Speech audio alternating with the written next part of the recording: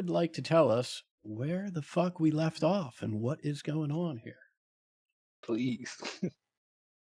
Okay, so the last Okay. session I believe was the salt the Mm-hmm. is it the Sodom lizards? Mm-hmm. Automanders. Mm-hmm. Sodomander. Yeah. Fuck, so good. It was the fight with them on the train, proper, which I think we were essentially in the aftermath of the fight with the Black Legion, and then we got ambushed by a bunch of these little freaks. They got a few people, um, though that's we're in the process potentially of helping them. We dispatched all of them, stabilized the situation, uh, arrived at our destination, which actually I think that might have happened at the beginning of the session. Was we did the Hmm. official pass off and then decided to just ride it to the next stop. But functionally, where we ended up at is we arrived at I don't remember where. We have one person that I managed to heal of their paralysis, and I think one other person who is slowly coming out of their paralysis because the way the Sodomander's venom works is functionally more like a some kind of weird magical like paralysis thing. Makes you look like you turn into salt though. And I think we just arrived at I think did we choose to get off? Did we choose to stop? We are in Higgins, Texas. The train is headed to Amarillo. Yeah, and I think we got off, right? Officially.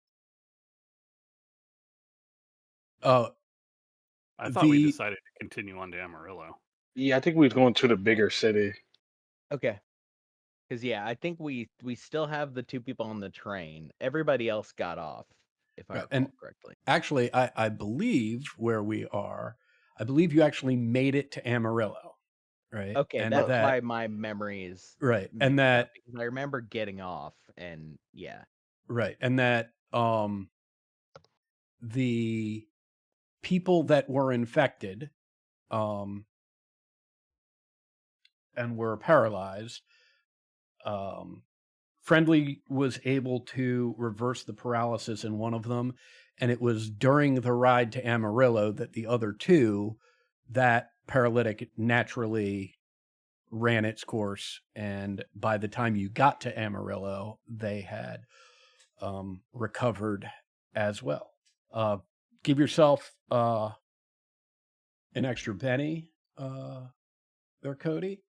Um, Yeah, and I mean, almost the entire last session was the fight with the Sodomanders, and there was some discussion about whether or not to get off in Higgins. The decision was made to stay on, in part because of how small a town Higgins was. Although virtually everybody else everyone else was like, "Fuck this train!" Like it was the Yeah, third they or so bailed. incident. They're like, "We're fucking out of here." So yeah, you find yourselves in Amarillo, Texas on July 7th, 1884. Um, I think I'll point out that mhm. when we saw the trade-off as well, we saw people going with the waiting group, the waiting party. We didn't really see a handoff. We just saw people being exchanged, not That or delivered. excellent point, right? In the salt flats, the train stopped just in the middle of the flats, and you saw uh, two individuals get off. Well, I mean, three individuals get off the train, but two individuals actually met with the party. The stagecoach that was waiting in the salt flats boarded the stagecoach, rode off, and then an additional person who had escorted them out to the stagecoach got back on the train. So if there was some handoff, it was either on one of those individuals or it Yeah. was the individuals themselves. It's hard to say. Yeah, we don't actually know and weren't really in a spot to see. Right. Well, I mean, basically, what you do know is that whatever happened, whatever was supposed to happen, apparently happened. Yep, job's done. Yeah. So yeah, you find yourselves in Amarillo, Texas, July 7th, 1884. Anybody have anything they'd like to do now that you're off of a train and in a relative city?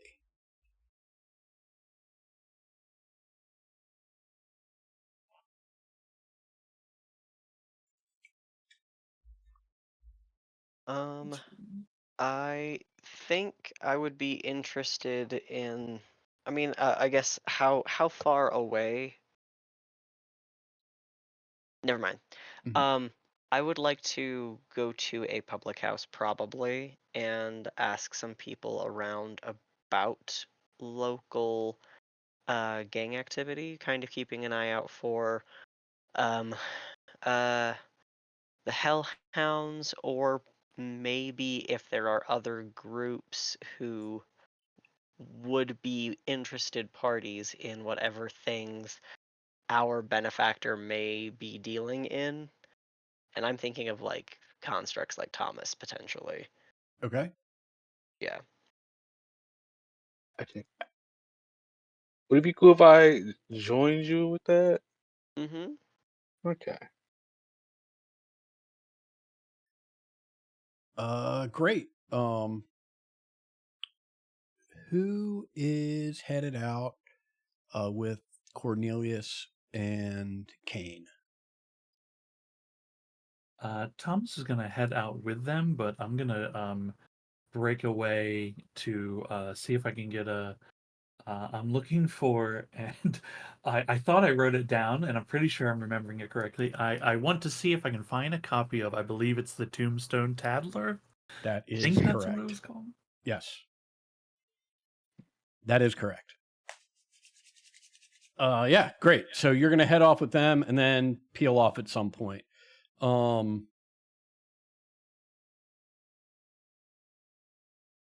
Abby, Friendly, and Joan, what do you all have on tap?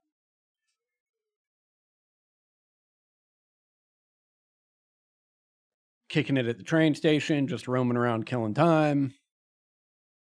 Yeah, I don't think anything in particular. Okay. Yeah, Yeah. I guess yeah, I'll be the one to suggest like, do you want to go get some lodgings or something?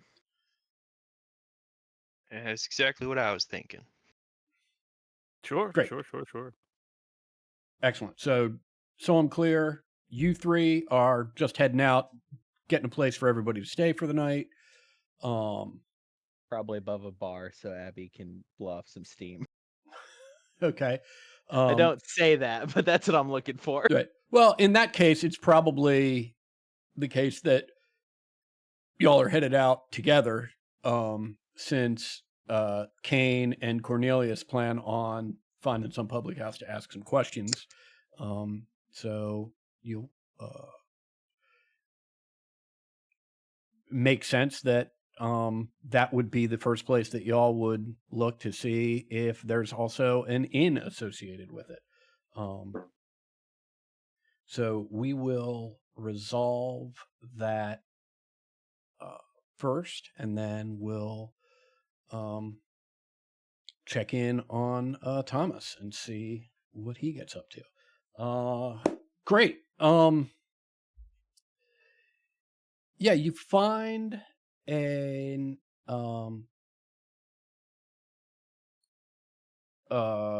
establishment. The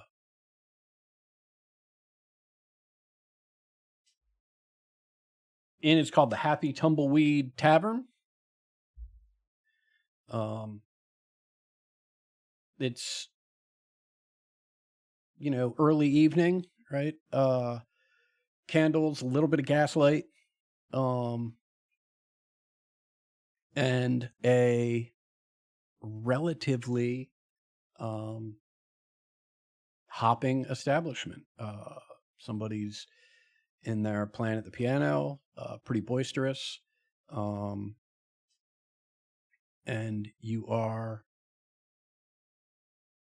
free to engage in your investigation however you see fit.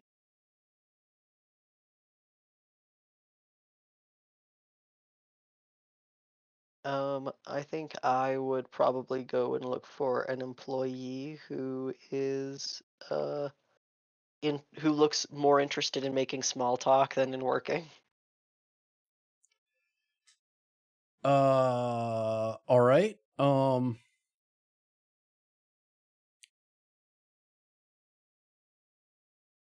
Make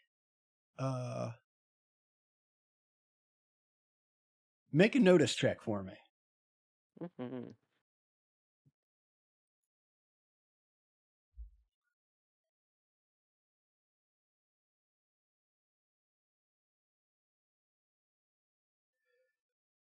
Yeah, great.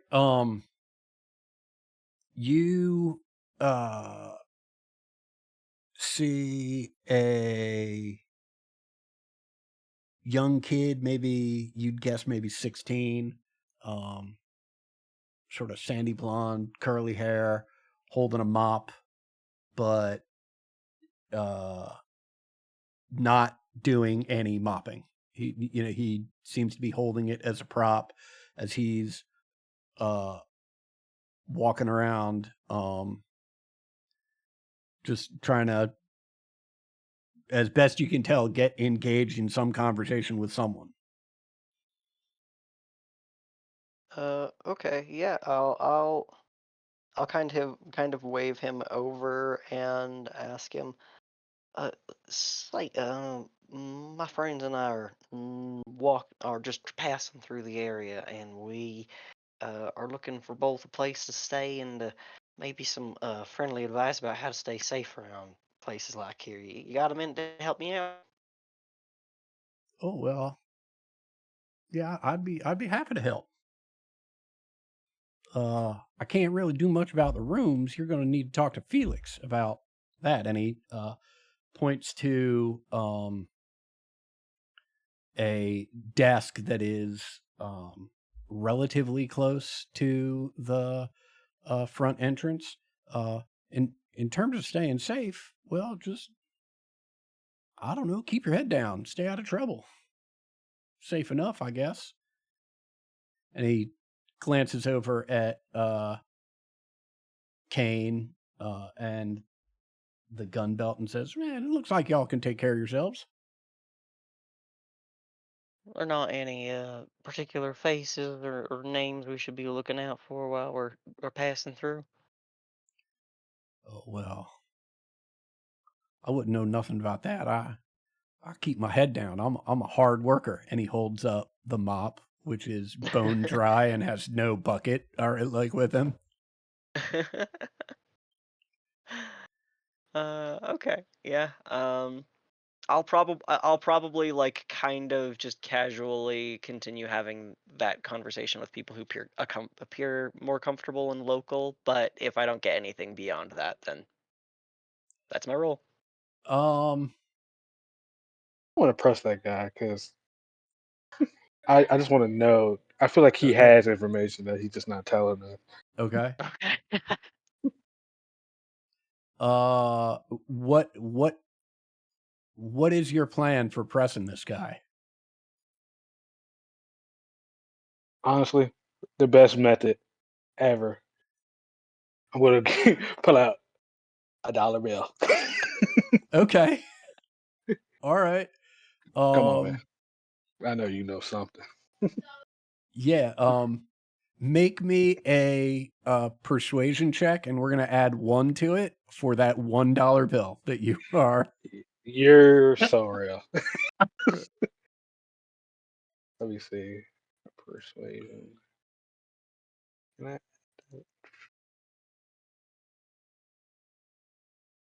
Roll it. That's a 4.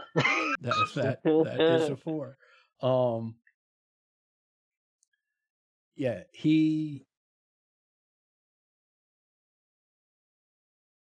he says,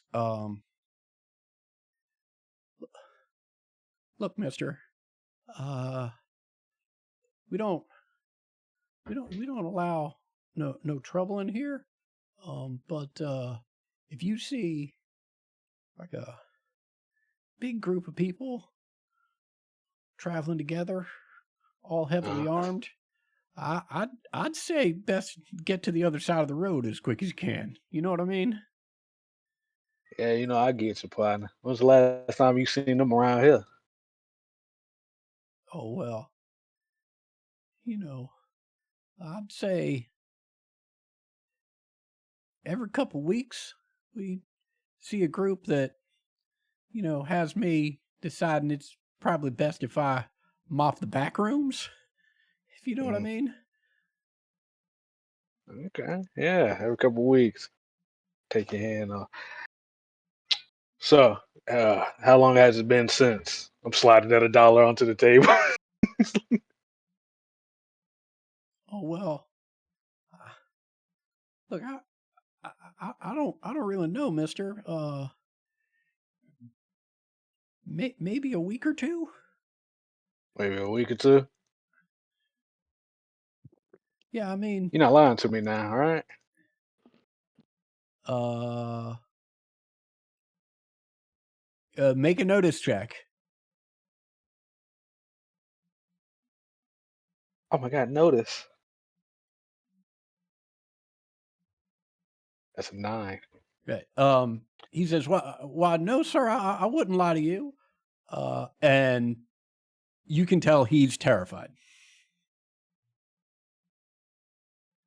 Like, you get the sense he's not lying. He's just at this point he's trying to gauge what you want to hear, right? And is trying to say that because he's scared shitless of you. Hey, perfectly fine. We're just looking out for some people around here. Well, look, we don't generally have no trouble, not on the regular, and not any more than any other city, I suppose. I mean, there was a bank robbery attempt maybe 6 months ago, and there's the occasional duel. Usually, Mm, over a card game gone wrong. But that's about it that I'm aware of. that's all you know. Okay. I'm going to take your word there, buddy. That's all you know. That's all you know. Me and my compadre here, we're about to head on out. All right. Well, I mean, if I hear anything while you're here, I'll be sure to let you know. Yeah, okay. I'll be back. Uh, as as you walk away, you catch out of the corner of your eye that he's leaned his broom up against the wall and has both hands on his knees and is breathing heavy. Fuck. I really want my $2 back. um.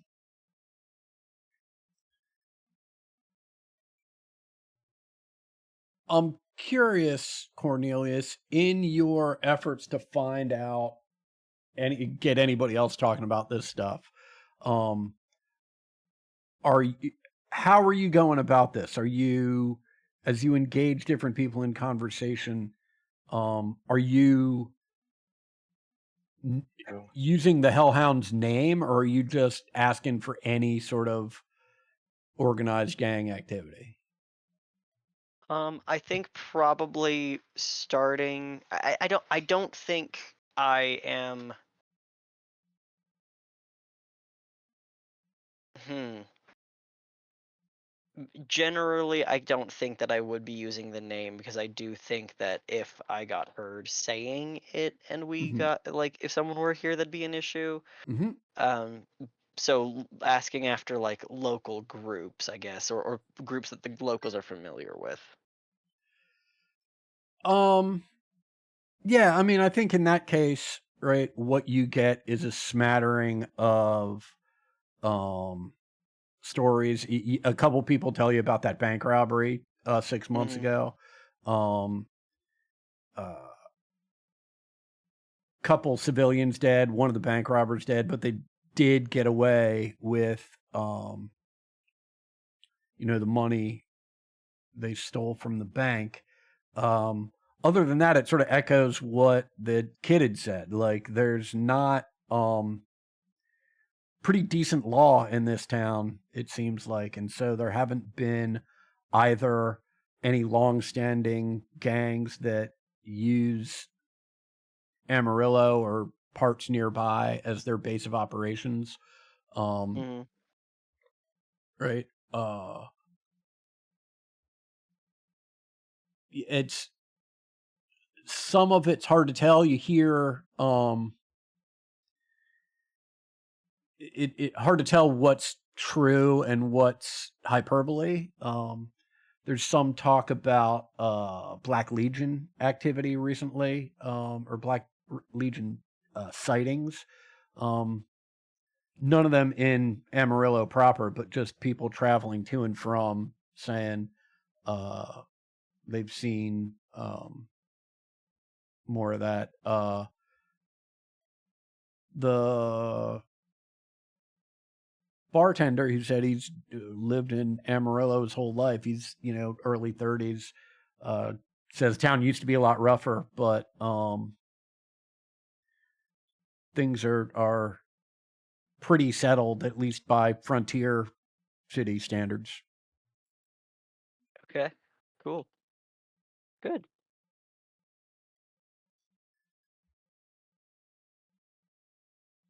All right.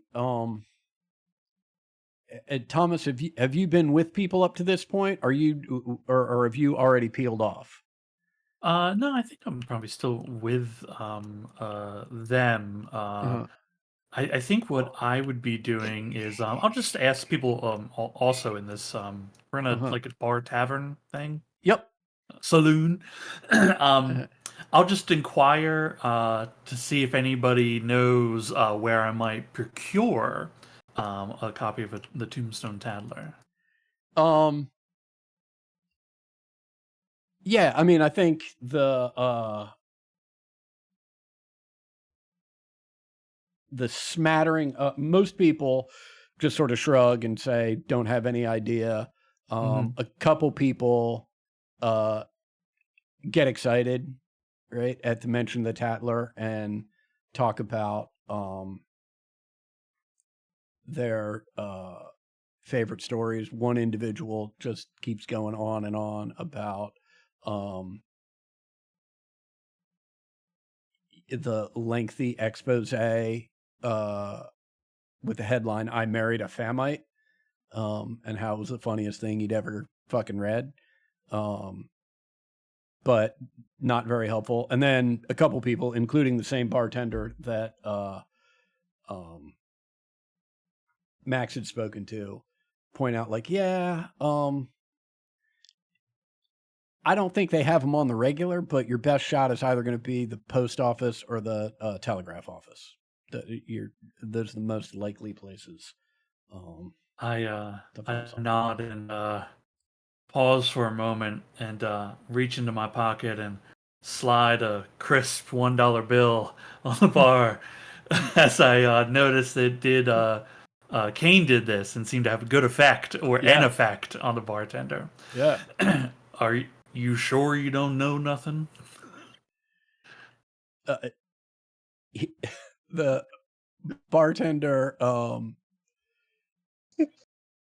takes the dollar bill and says, I'm sure the last time I saw a Tombstone Tattler, it was either at the post office or the telegraph office. But another dollar bill might improve my memory. Oh, all right. I have a couple of them. Hold on. I'll give him $2 bills. Yeah. He takes them, puts them in his pocket, and says, you know what? It was definitely either at the telegraph office or the post office. All right, good to know. We've narrowed it down. Here's another $1 for you if you can give me directions. I'll be happy to. And he points it out to you. It says down the street, about a block and a half. And once you get down there, you'll see the signs. Much obliged, sir. Mm-hmm. As you walk down there, easy enough to find, but unfortunately, both the post office and the telegraph office are closed at this hour. Dang, I should have paid him twice. Interestingly enough, unrelated, right? On your walk back, a bit unusual. You lose the vision in your left eye for about 30 seconds. It just blinks out entirely. And then 30 seconds later, comes back without any issue. Yeah, I think when it happens, like I'll stop and kind of take a step off to the side a little bit, and kind of shake the noggin a little bit, bang on it, and unsure, wait, and then it goes away. Mm-hmm.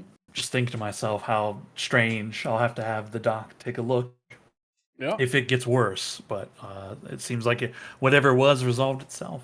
Yeah. Cool. Very cool. Yeah, so I presume you are heading back to the Tumbleweed Tavern? Yeah, I'll head back to the tavern if those places are closed. Yeah. Yeah, cool. 2 bits a night per room. How many rooms y'all getting? I'm getting one, depending on how many they have. Yeah, there's enough room for everybody to have their own spot if you would so like. Yeah. Hell yeah.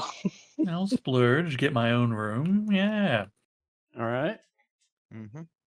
Some of us haven't spent that much money already on bribes to the locals. Hey. You got time. All right. Anybody getting up to anything this evening? He said, looking in Abby's direction. No. Okay. Abby will be uncharacteristically sedate. Excellent. There will be some drinking at the bar. There will be some whatever passes for entertainment around here, like a show or whatever, but then back to her room on her own. Yeah, all right. Yeah, I think no show tonight. The entertainment options are the same or similar in this tavern as in a couple other drinking establishments in the area. Somebody at the piano, somebody singing, some dancing, and some people playing cards.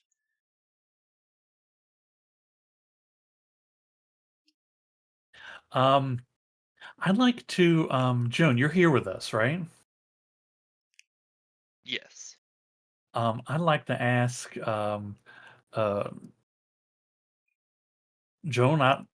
it's been a time, but would you like to join me for a dance? I'd be delighted, sir. She'd be happy to offer her hand up to you. Yeah, I'll take your hand and tell the guy at the piano to play something upbeat that we can move to.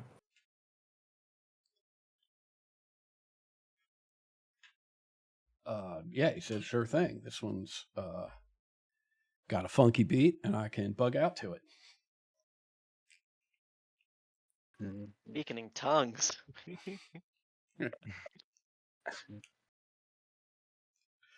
which is How are find it. you?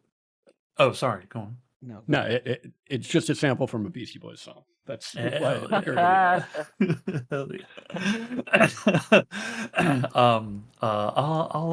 As we're dancing, wait, hold on. Is there a dance check we can make to see how well it goes? I mean, Well, there performance is. is a Sounds like you're skill. unskilled. Yeah. Yeah. Okay.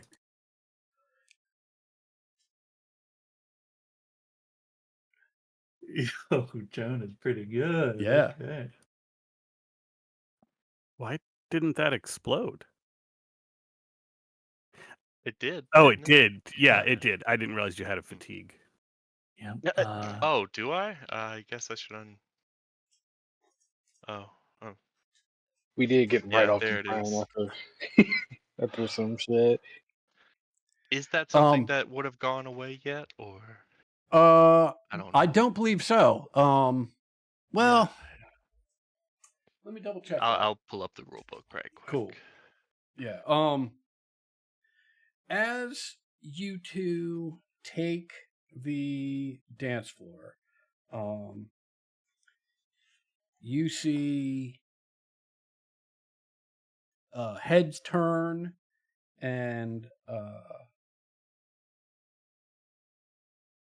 couple people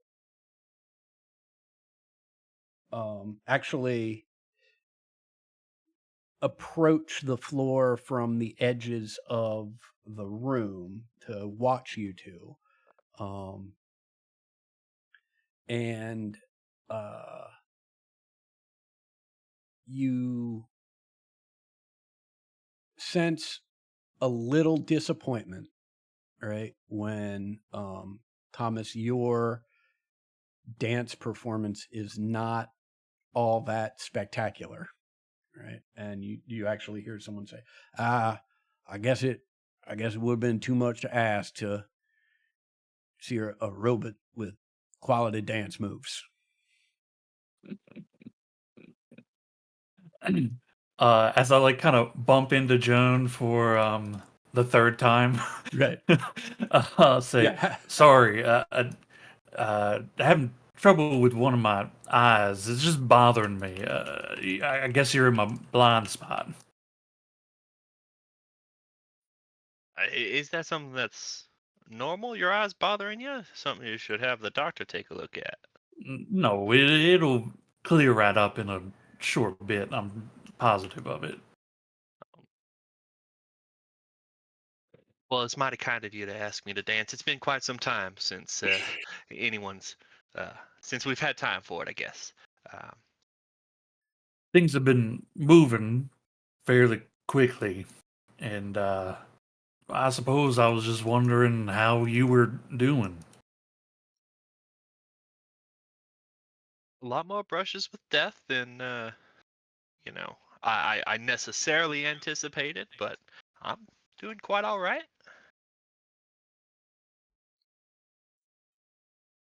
What do I can you? find my way back into the game because How have you been getting along with everyone?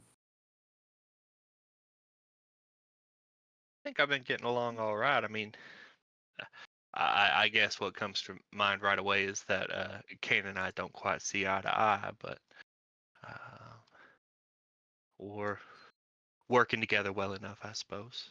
Hmm.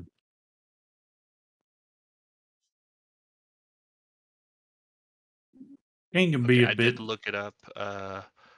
Fatigue reduces each hour. Yeah, so you're in great shape at this point. That's why you're dancing so good. Until you've stepped on her toes for the fourth time. Yeah. This is exhausting. Kane, he can be a handful, but he's the kind of fella that you want having your back. I'm seeing that more and more. What with the sodomite, the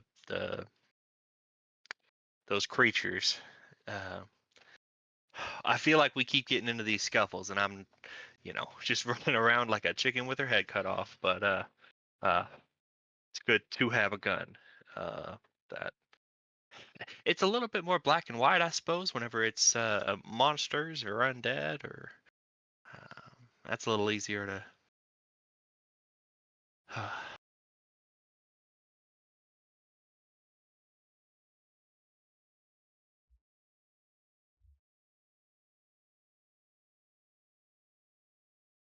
I've seen you do some pretty remarkable things since you joined the train.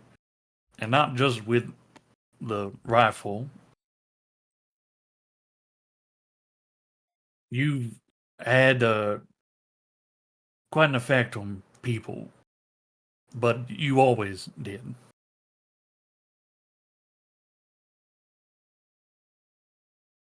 He'll just kind of blush and wave it off at you. Now, am I leading on this one, or are you leading? I'll let you keep leading. All right, and one and two. As the narrator, Joan's definitely leading. Yeah, he was in fact not right.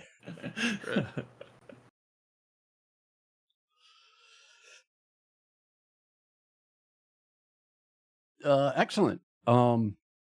The evening continues without any issue. You are free to take your rest. Morning comes, and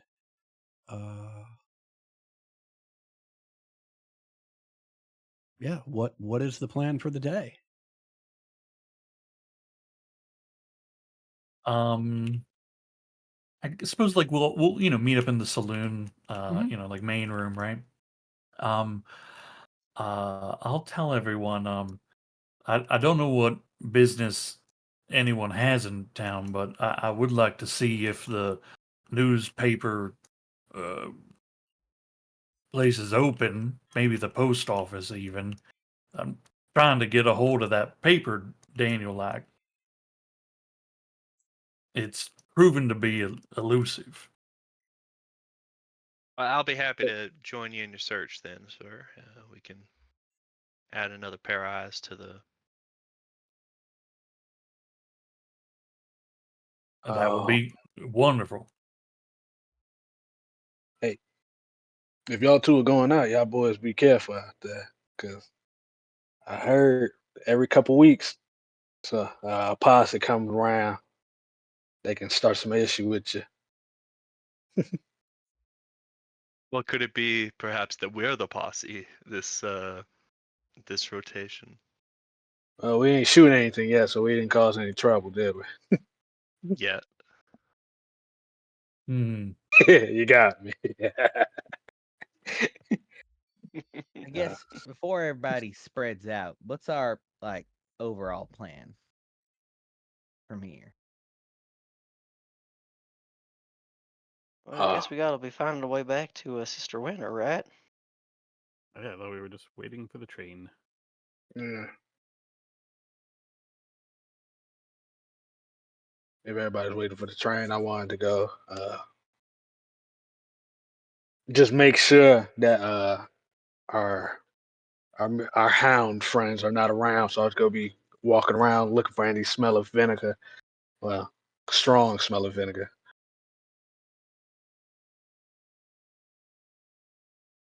I did some asking around, trying to find out if folks that were out on the flats, maybe were folks that got recognized or part of specific groups around here that are known. But sounds as if Amarillo's pretty well secured actually. So if any of your people are looking for retirement places, this might actually not be a bad one. Want to be out there in the forest. I don't really like the city. No Honestly, shows, and Okay. this is the limit of the entertainment? I don't think so. To each his own. No, I meant to be honest, here. This is the limit of the entertainment, and there are no shows in this town. So, thank you, but no. Anybody want to join me in finding a church? Sure. I don't got any particular reason. I'm probably just gonna, I don't know, sit in it Go for a to bit. Listen go to to 'em. church.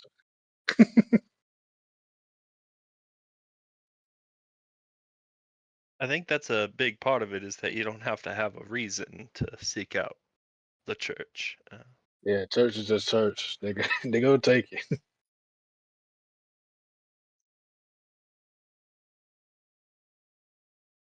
I'm not going to torture Adam with asking what kind of church we go to. Okay. Oh man, we Right. just missed first Sunday. Right. So, Cornelius and Friendly heading to church. Thomas and Joan heading to try and get their hands on a tombstone tattler. Kane on the hunt for strong vinegar smells. Abby, did I miss what you were doing? No, I Okay. guess Or I'll follow waiting Kane. for the train. We'll just pair off. I'll just Okay. go with Kane. Great. All Why right. vinegar smell? Like, is that a thing for that? That might The be with the flesh jacket. smell. Oh, yeah, when we were in No, I'm asking Kane as we're walking. The flesh jackets, they need to be stored in the vinegar. Oh, right. And you think they might be walking around with that? What else? We'll find. Well, if we get a strong smell from a certain building or something, we can narrow it down to that place instead of just wide. Hopefully they're not here, but I just wanted to check as a precaution. About 20 minutes of wandering around, and you definitely get a whiff of pretty strong vinegar smell.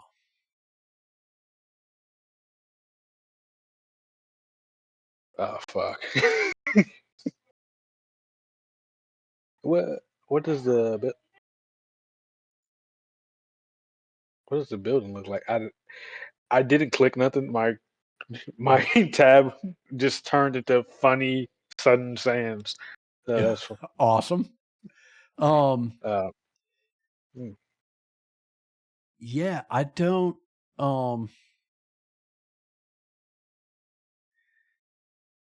you're not at any sort of building. You just got a whiff of this in the air.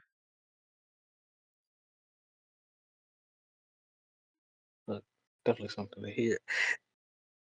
And I just have no general direction where it could be coming from. Make me a notice check. Am I making one, or am I just sort of?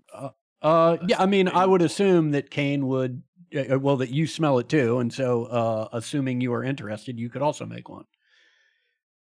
All right. We got the sniffers around.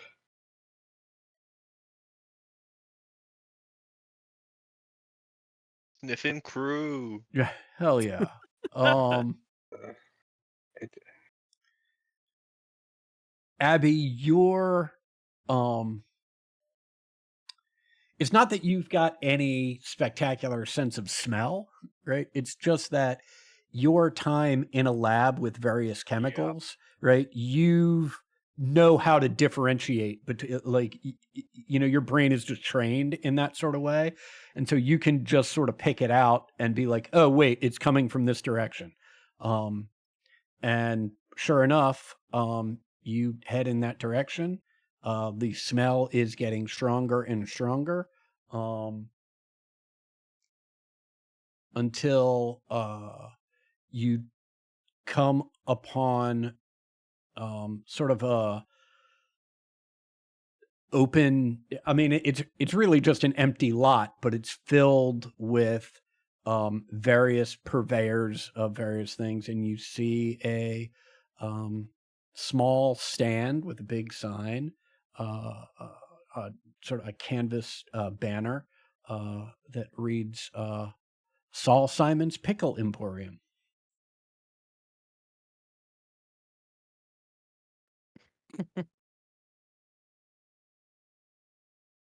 Well, we found it, Kane. They have a thriving trade in pickled people. Pickled people. Maybe Makes those aren't sense. just Vienna sausages in there. Maybe not. You No, want to go it's not a- inside? Not a good. To be clear, there is no inside. It's literally Like an like outdoor stand. Oh, I thought it like was a building. a table with a banner and a couple barrels around them. But now I want a pickle. Well, you come to the right place. Want a pickle? Give me a nickel. You got sour pickles. Is that sour pickles too advanced for this time? Sour, half sour, and garlic. Oh, okay. God, wait. And of course, dill. That's too plain for me. I'll take a sour pickle. Here you go. Where's my God, nickel? give him- Here's a nickel. I'm giving so much money out here. Got my nickel. Here's your pickle. Okay. You don't have to keep saying it.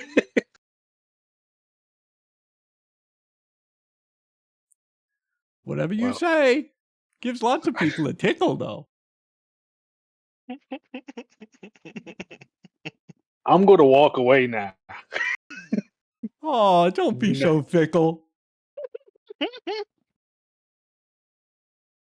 Can we give Adam a Benny for this? What? Who is this I've man? never been so Why? intimidated by a kid. His You're name intimidated is by Saul Simon? Simon. And his Pickle Emporium? Crazy talk. Get away He, from know- me. he knows the 6 words that rhyme with pickle. I think Right. we can take him. We can take him, but Now- I don't want him to tickle me. Yeah, Right, he what says you- the eight true names Right. of all pickles. What you didn't notice is that the skin of his face is a radically different color than the skin of his exposed head. No, it's just Saul Simon selling pickles. Such Don't a- worry about it. Such a good hiding place. It generally was. That's what I wanted to check anyway. Oh, fuck. Saul Simon's just scary. I got to get out of here. You're afraid of his aura. He has a real nasty aura with the pickles.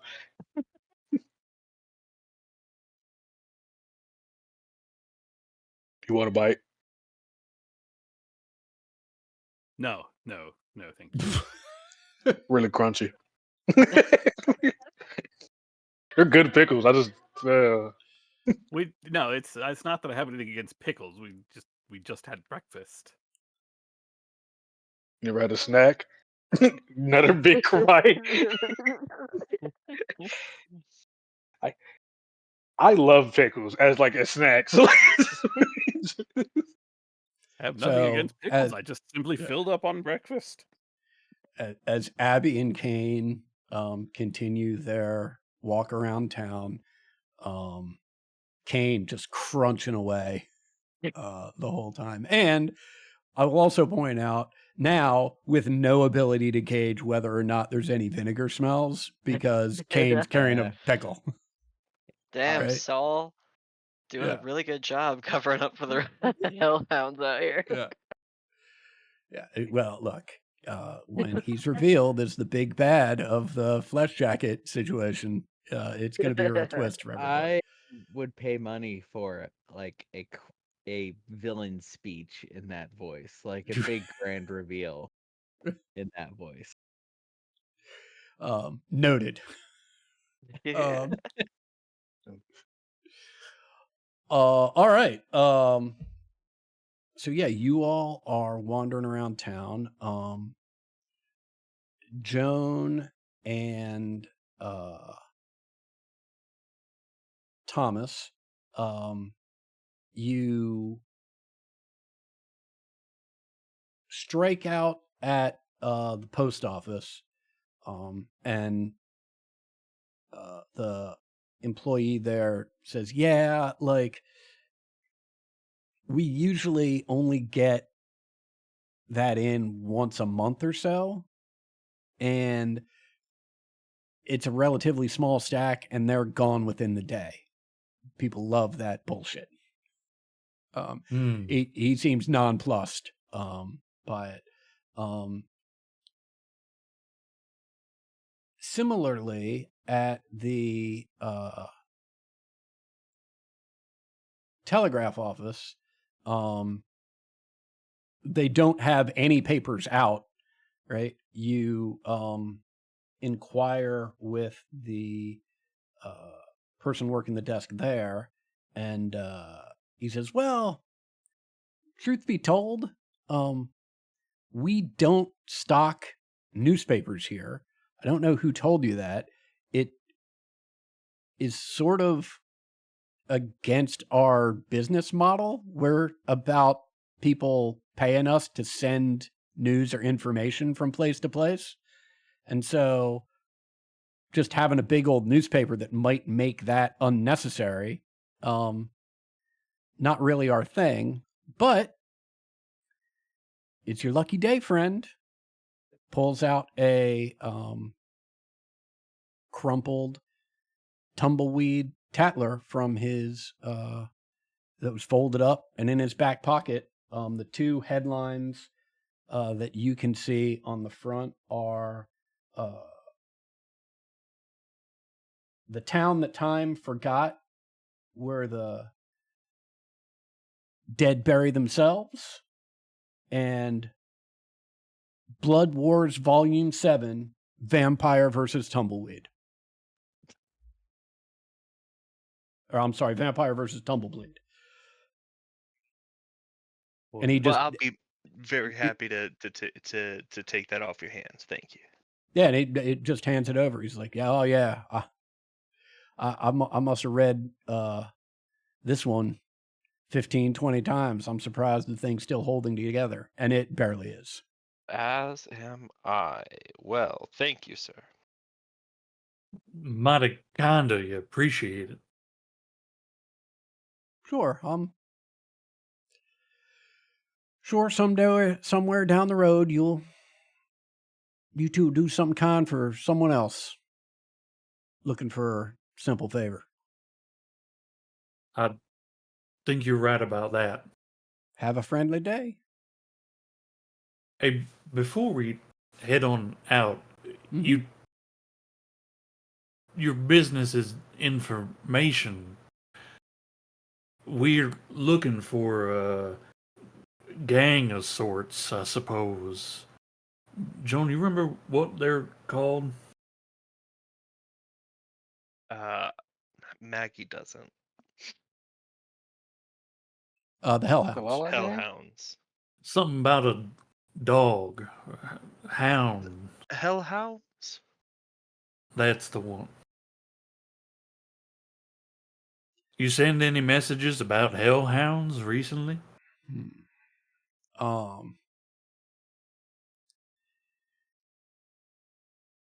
This I'd be happy to individual, pay you for this here newspaper, if you can give us any information. yeah, they take off their hat and sort of scratch the top of their head and say, "Well, you know, if I reckon correctly, the Hellhounds, aren't they an operation that operates out of New Mexico?" I share a glance with Joan to see if either of us knows that information. Thomas seems unsure if that is true or not. Well, yeah, I mean that might be the case, but honey, we're in Amarillo. New Mexico's a stone's throw away from us. I mean, Well, it is. And you see, I do understand what it is that you're looking for, but you got to understand the situation that I'm in. Um, our business isn't just about sending information. It's also about the assurance that when you send that information, the only people that are going to be privy to it are you, the intended recipient, and the telegraph operators at either end of the line. So I appreciate your offer to buy this newspaper in exchange for information. But one, I simply cannot do that and violate the code of the telegraph operator. And two, how are you going to buy something that you already own? That newspaper's yours, friend.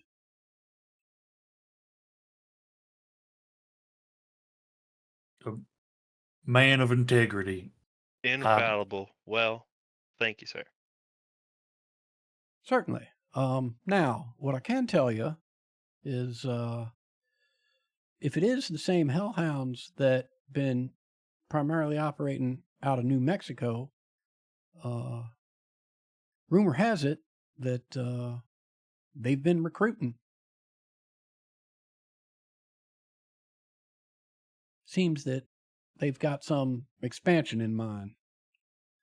But like you said, we're quite a bit more than a stone's throw away. So and we got fine law enforcement here, so I ain't worried about it none. That's good to hear.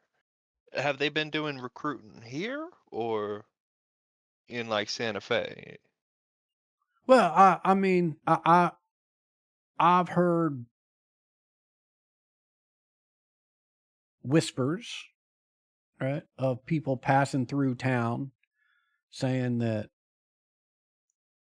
some group out of Santa Fe's offering money and or opportunity to join their organization.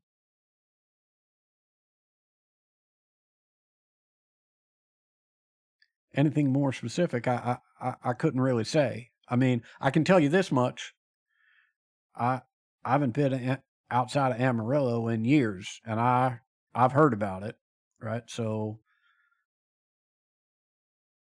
clearly, I've heard about it by people passing through town. hmm Well, you've Um, been very helpful and very kind. Mr. Everett, have you got anything else? just kind of glance around the telegraph office here. Mhm. Uh, is this where one would also find like bounties, like wanted posters, or would that be the post office? No, that would be the post office. Are you Okay. interested in sort of rolling it back and seeing what you'd see at the post office? I was curious, yeah, to see if there was anything like that there. Okay, let me find out for you. Yeah, I think we'll thank this gentleman for his time Mhm. and step out into the midday sun. Yeah, you see, what do you see? You see two wanted posters at the post office. You actually see a few more that locations where wanted posters have clearly been ripped down, right? Mhm. And whether you can't tell, obviously, just by looking at it, whether that's why they were ripped down, right? But there are two that are still up, and they are as follows. Uh, there's that guy. Ooh, cool. And here's this individual.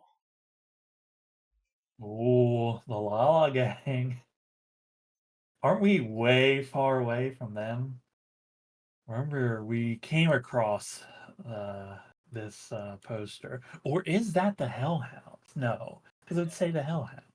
It's the Lala gang, but I'm pretty sure like people can just move around. Like that's just Yeah, yeah, but I feel like we're like very far from where we initially had seen that.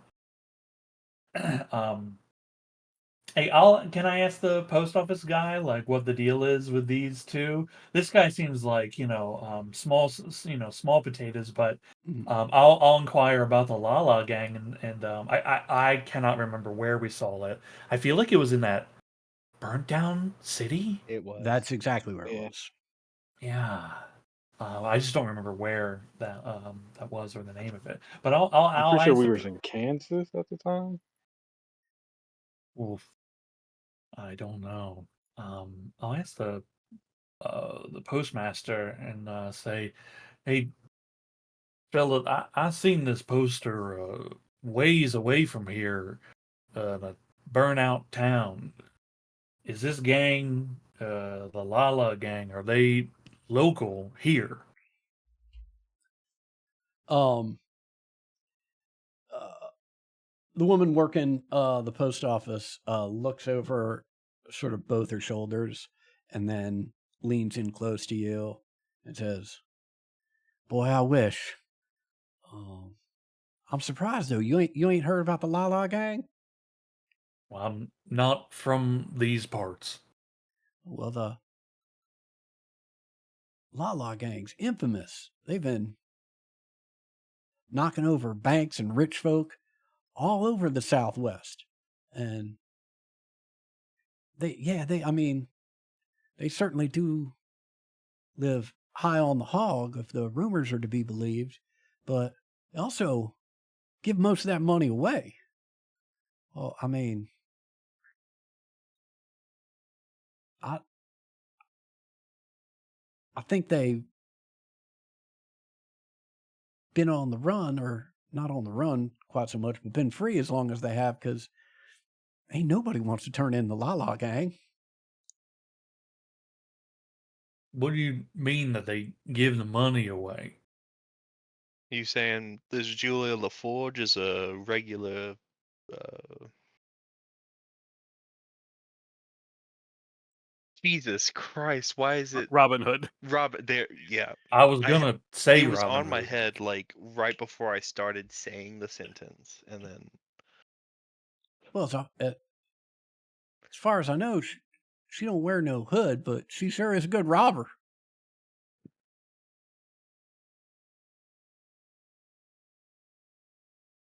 That's pretty clever. Have you ever? But you ain't never seen them here. No, I wish. Because you think they're gonna give you money. Well, I mean, that's how the stories go. They knock over some big bank after some rich muckety muck makes a big deposit, and then they leave a trail across the states of, how big's a big deposit? oh, I don't know, uh, $10,000, maybe big hefty chunks of gold, maybe both even. I understand. In one robbery, they hitched a safe the size of a room to two stagecoaches and rode out of town, tearing that thing out the back. The safe just bouncing around down the road as they rode off. A safe the size of a room. Yeah. Like this room. She looks around. I don't know, maybe even bigger. Well, now I've definitely heard everything. Yeah, they rode out of there fast and furious like. Fuck you.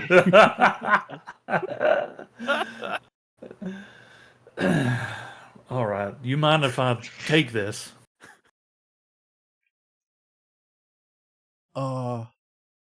Yeah, sure. I mean, I'm sure a new one will be up tomorrow. Go right ahead. What's the deal with Mr. Gibbons here? Oh, that piece of shit. He owed the town a bunch of money, and sheriff would keep him in the cell over there. And no one's real sure how he got out, but he did. My guess is Buzzard's probably got him by now, idiot. Hmm. What was he in for?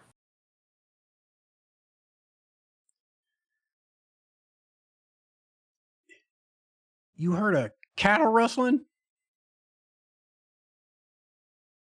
Can't say I have. That's strange. Well, cattle rustling, that's stealing someone else's cattle. Well, that's not Mr. Gibbons. He ain't got the brains, the brawn, or the balls for something like that. He was a chicken rustler. Stealing chickens. That's right. There any chicken farms around? Yeah, just about everybody's got chickens. You mind if I take this too? Sure, I'm tired of that guy staring at me. I'll take both. Just, I'll Cool. fold them and put them in the breast pocket. Spectacular. Well, this has been quite productive, wouldn't you say, Joe?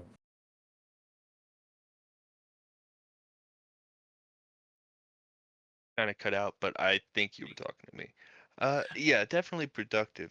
Say while we're walking back, a few towns back, I picked up some ghost rock and some ore. Were you needing that for something? You were Yeah, I've been meaning to talk to you about that. I just didn't know exactly how to broach the subject. You spent an awful lot of money. I seen the volume that you was walking out with. I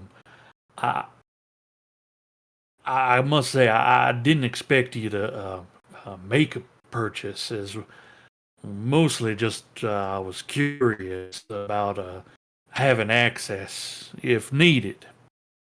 But now that you have so much, to be honest, I'm not sure what to do with it. well, I mean, Not, it's basically non-liquid assets, I guess. I think this is something we keep it in storage and we'll find a use for it, I'm sure, but just didn't know if you had a specific thing in mind. I, I just I feel really bad about, again, that stuff is very expensive and I wouldn't be able to afford it normally. And I don't want you to be uh, put out with it just sitting around. Like you can feel free to sell it or return it, I suppose. I'll look into particular applications for it, I think. We'll talk with Miss Abigail as well. Yeah, she'd probably know best.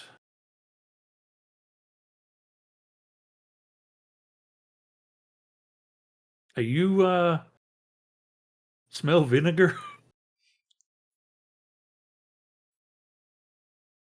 Yeah, I think we passed a Pickle a few blocks back. What about it? I just miss a good pickle. Do me a favor. Both of you make me notice rolls.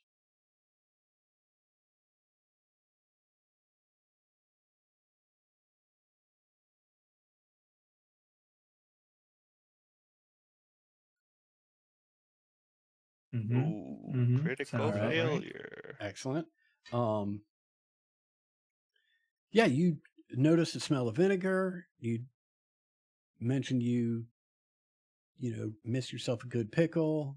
You're not exactly trying to track it. It's not like Kane and Abby previously, but you just find yourself sort of on that subject and sort of following as best you can, you know, even if inadvertently, that smell. And as you're discussing pickles, you bump into Abby and Kane, who's chomping on the last of his sour pickle. Oh, well, here's trouble.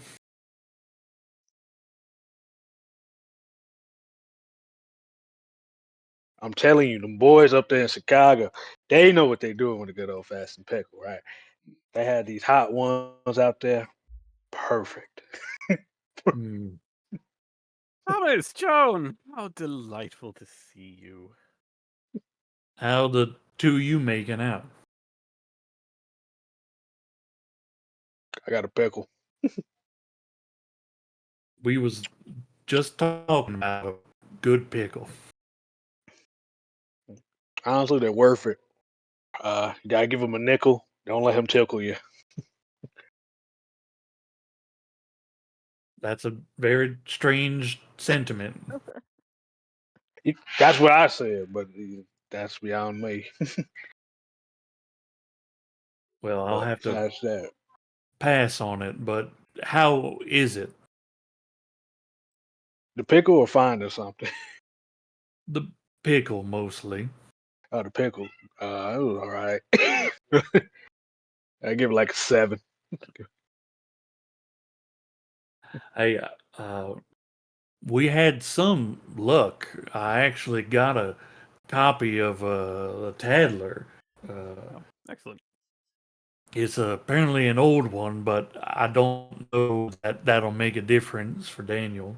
But also, take a look at this. I'll show them the Lala Gang poster. Hmm. Y'all remember this gang? We saw this poster a while back. Yeah, the bank robbers, right? Yeah. Apparently, they've been running all over the Southwest, doing a sort of a Robin Hood routine. Taken from the rich, given to the poor. People's champions, all that. No one wants to turn them in. Well, that's good then.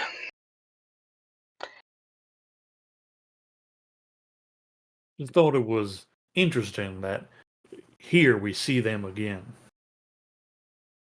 Well, it was news. Like I want to say around 6 months ago, there was a bank robbery happened here. So Hmm. it may line up. Who's to say?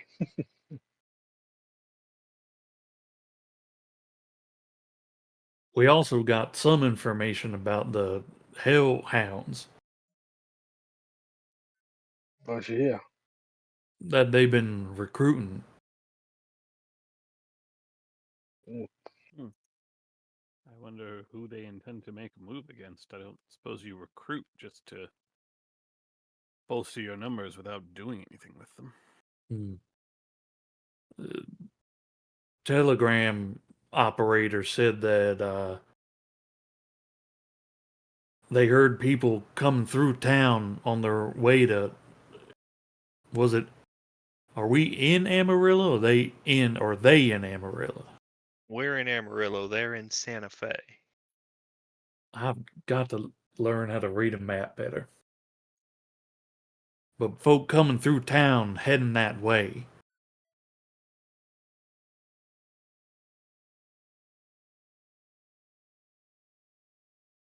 what do you think we should do then? Amarillo by morning. Next stop, Santa Fe. I don't know that we should do anything about it, but just thought you would like to know. Well, uh, Saint Nick did want the information. So if you did want to follow up on that, I feel like that's something he'll be willing to support us in.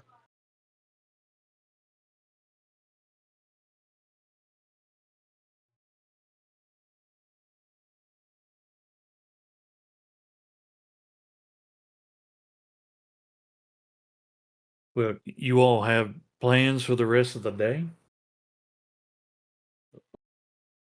Not particularly. Not. I think we're just waiting for Sister Winter to get here. Do we know how long that's gonna be? Just point of information. Sister Winter's not coming here, right? You need to return to Wichita. Oh, right. Shout out to Wichita. I'll head to the train station, something or other, and take a look at the schedule, see, what it'll take to get us back that way. That's a good idea. Yeah, Do you need definitely any? want to make sure we don't miss Sister Winter. She'll be very, very cross with us. Do So you we don't need disappoint any her, I suppose. company, Joan, or do you have that handled? I'd be happy for you to join me. My pleasure. All right, just yeah, go for it. Sorry. Just by the by, if you all happen to see a man looking like this, and I'll show him the other wanted poster, be on the lookout. He's a chicken thief. He wanted or something. Oh, I'm yeah. sorry, that's a. Okay. Small change, but if he happens to cross your path, Yeah. Does it matter? Can we take him in dead or alive? Alive. He's a chicken thief. I can't imagine that warrants capital punishment. Although this is the West, so who knows? Does it actually say on the poster? I already closed it. Yeah. It does not. It doesn't say, but I'm assuming because it's AI or something. Yeah. All right. 3 trains leaving for Wichita. Sort of mid morning, early afternoon, and there is an overnight train that leaves at like 6 p.m. Takes about a day to get out there. You've got time to catch any of those trains, actually. Probably about an hour before the first of the trains leaves Amarillo. And while the 4 of you are meeting up and Joan's peeling off and whoever else is peeling off to find out that information about what trains are leaving when, let's check in on Cornelius and Friendly as they approach the first church they find. Happens to be a Catholic church. Doors are open. Let themselves in. Plain, but very lovely interior. It's a Tuesday morning, so not a lot is going on. There is a woman who, doing some cleaning, asks, "Can I help you two?"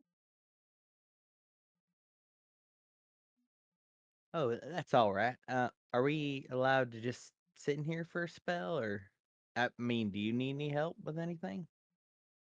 No, I'm just finishing up my cleaning chores. I'll tell Father Murray there are visitors. Do you want help cleaning? She sort of scrunches up her nose a little bit and considers it. No, that's all right. Why don't you just have a seat?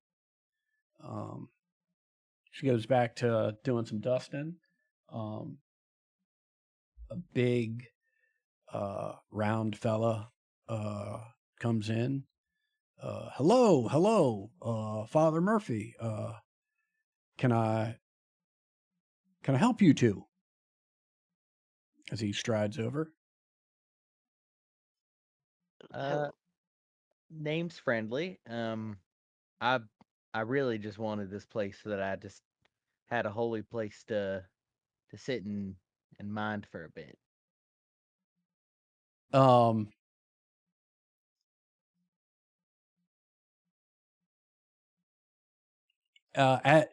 As he has approached you, and you have introduced yourself, he goes, you just want to sit then? Yep. Is that unless that's not common practice here, then we can just head on out. Don't want to be an inconvenience.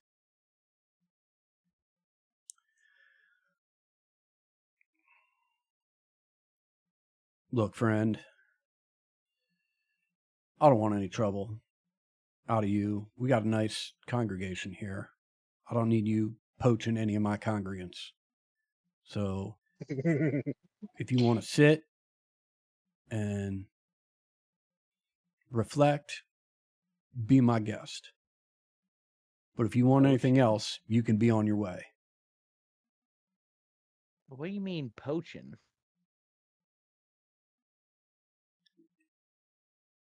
You're not the first of your kind I've seen around here. And he makes a gesture towards your glove. Is there another gloved holy man he's seen around? I'd be interested to know if there was another one like me.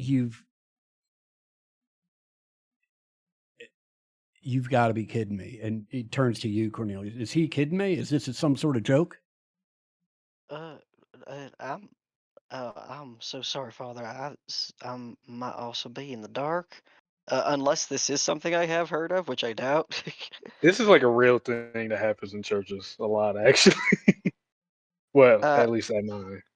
well, I'm familiar with like the idea of someone coming in and trying to upset, people in the church. But if the glove thing is something that is happening right now, I don't know anything about that. Yeah, I mean, I think that's accurate that you don't know anything about that. Okay. Yeah, he just said, look, in this congregation, in this building, in this church, there is one God. Oh, shit. I can respect that. Yeah, I mean... Well, you say you can respect it, but there's an awful lot of symbols on that glove you got there. And telling tales about all these various religions and denominations all just being different voices of the same God makes it sound an awful lot like what we're preaching here is a lesser version of religion. And that if you want the real business and real salvation, that you must worship the one who speaks with a true voice and not these approximations. And we won't have that talk in this church. We won't have that talk in this building, and we will not abide it to my congregants. Friendly's mouth just fully open. Who else like me's been through here? Get out. I'm not playing your games. Get out. Yeah, I will. Is this being pushed at me as well? Because I will take Friendle if I mean, that's the case. like, Father Murray's aggravation is clearly with Friendly here, right? You're in the blast radius, right? So, Yeah. it's not like he's appealing to you as right. Someone who's on his team. You're definitely, guilt by I'm a association. stranger. Yeah. Right. But like there's no direct animosity towards you. Yeah. I'm going to try to draw Frendel out and apologize as I do so. Yeah, you see Friendly has like a kind of that like face of concern, like sort of scrunched up a little bit in confusion. By the time he turns around to start walking to the door, it's just been reset. It's full on just like pleasant smile. Mhm. Excellent. As I'm walking out, I will just say over my shoulder, "You have a lovely day, Father." You too, sir.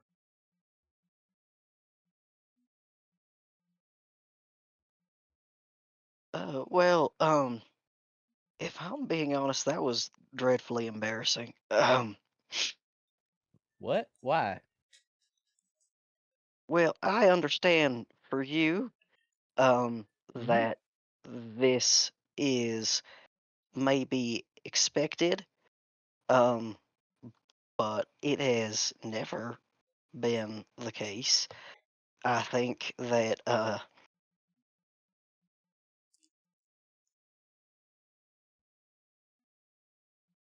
that you maybe understand how deeply unsettling the thing that you do is to some folks. I mean, I understand it, but it's not going to make me not do it. Obviously, It's but okay if people have the thoughts they have and the feelings they have. right, but it is the case that he's sort of right that you don't really know much about what that voice is, where it comes from, or what its real intentions are. Uh, Friendly's eyes roll towards you with a sharpness that you're not like the face shifts for just a second as he makes eye contact and in a lower voice says, "Don't project onto me." Brendel, I appreciate that you maybe have a very different understanding of the things that are out in this world than most folks do, but I do as well, and I find it pretty offensive that you would insist that my organization would be closed minded because it does not understand yours. Oh, I don't mean your organization. He's back to smiling.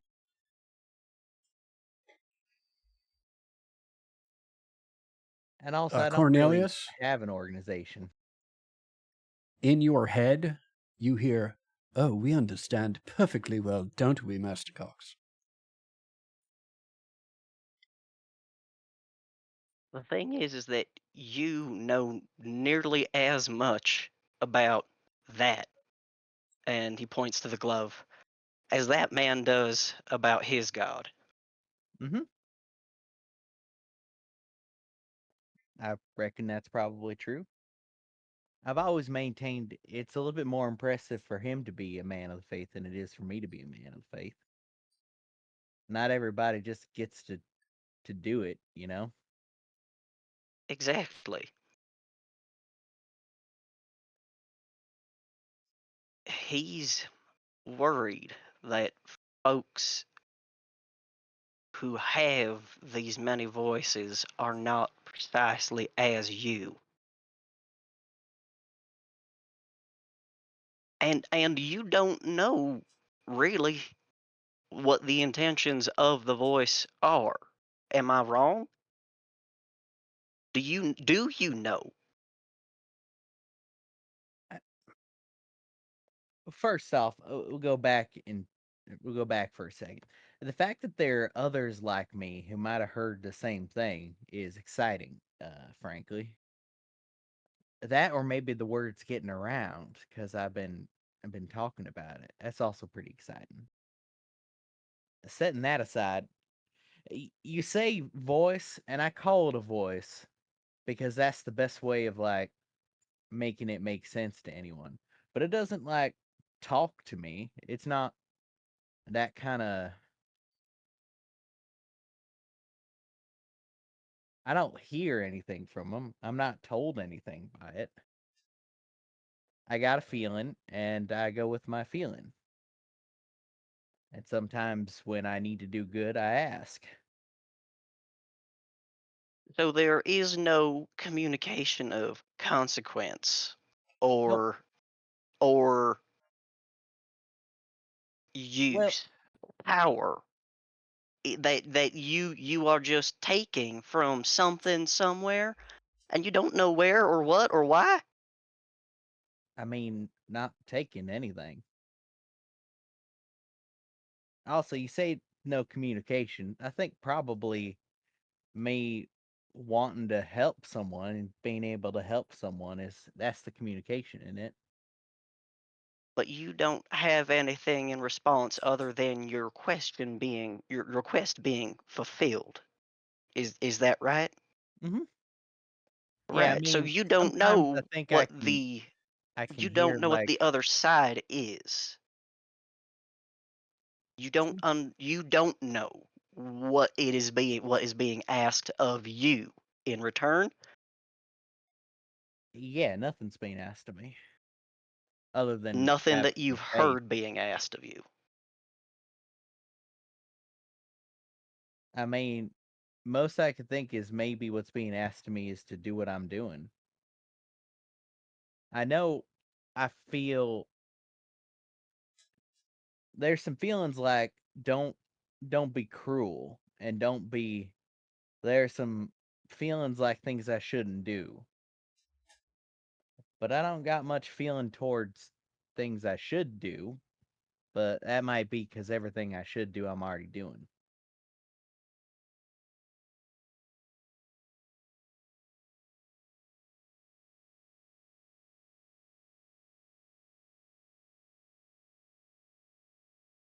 And to be clear, I'm not trying to I don't I don't you maybe haven't like I I haven't been preaching much. I don't use words. I don't do much talking other than with you folk about what I believe. If anybody asks, I answer, but I also think maybe i- what I do is how I preach. No, I mean that's been apparent. It's been very Okay. clear that you will put your hands upon people and perform your magics without discussion in order to save their lives, and it's very clearly well intentioned. But it's a grand force that you meddle with, that you are entangling other people's lives with.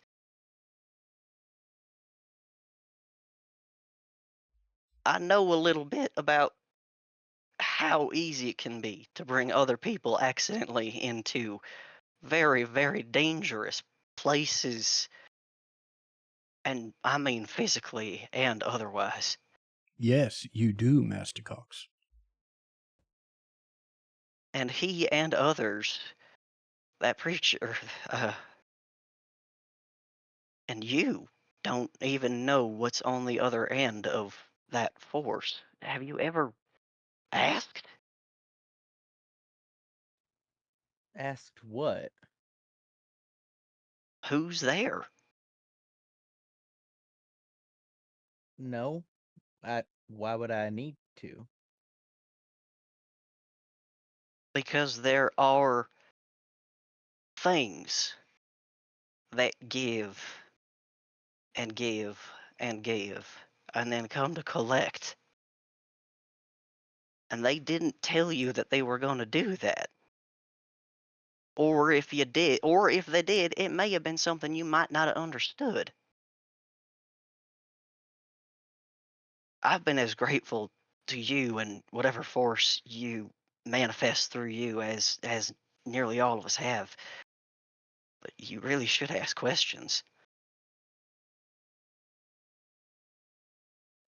I appreciate that and I'll think about it, but I don't think I need to ask. And if there's a price that I'm going to be paying for everything I'm doing, that'll be okay cuz everything I'm doing is right and good.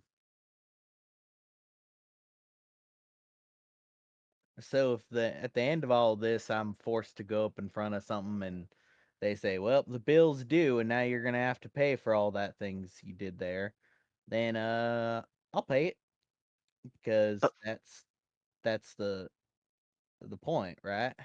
but beyond you, Frindle, I'm saying your actions affect others. Do you know if what you do to other people ties them to that? And he puts it gestures to the glove. I don't think so. I don't leave anything behind. I make them what they were. I fix it.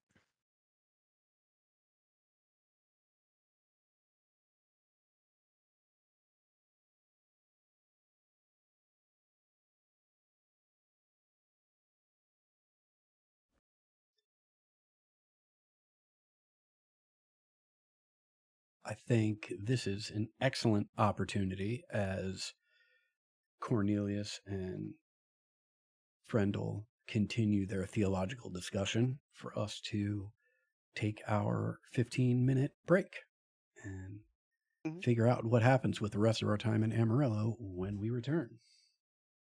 Cool.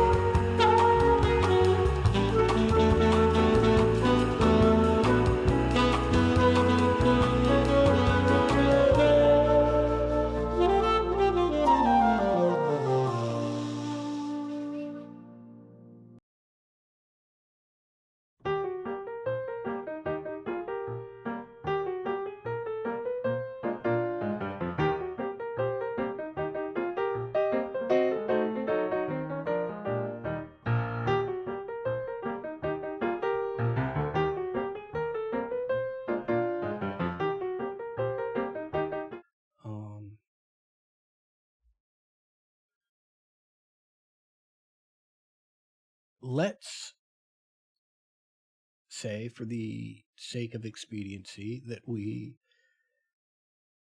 all of our party members meet back together at the inn where Joan shares the train schedule with them. There's a train leaving for Wichita at this point, probably in about a half an hour, another one in the early afternoon, and then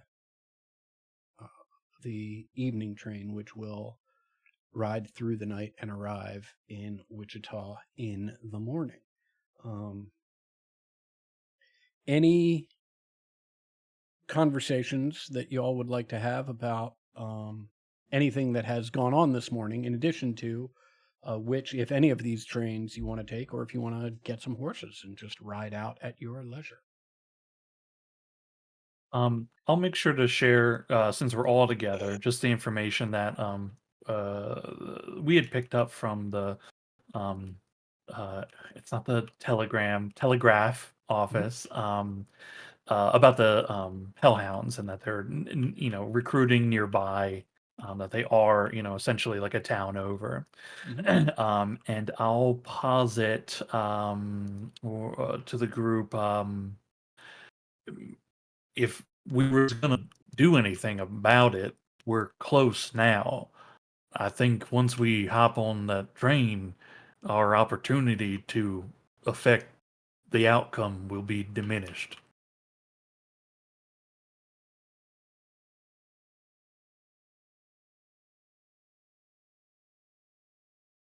Mm.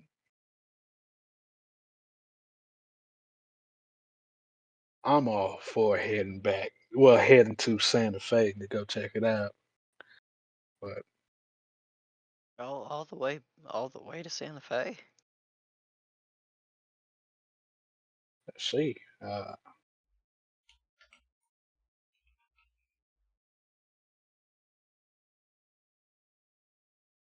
don't see no problem with that.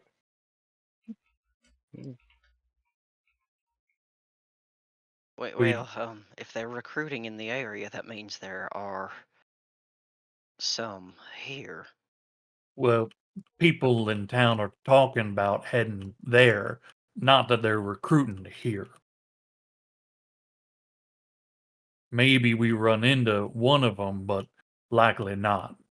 If we want to pursue this, then we need to go there, which means we'd have to send a wire to Mrs. Winter.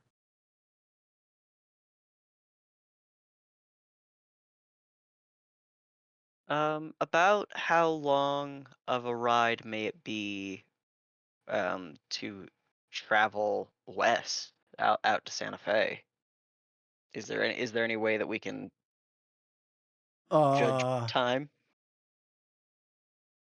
I'm guessing that you're probably looking at uh, a day and a half from here to Santa Fe. It's a little bit longer than from here to Wichita.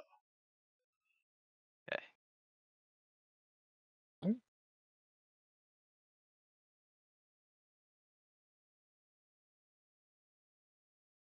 All right. Kane, if it were the case that we were to go to Santa Fe, what would we do then?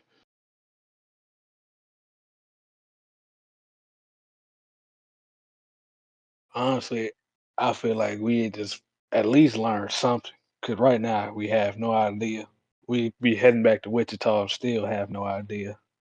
I'm just thinking in the benefit of Saint Nick. That he wants to know more. So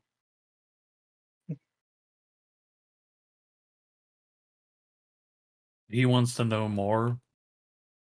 that's We exactly want what to he know said. more. Yeah.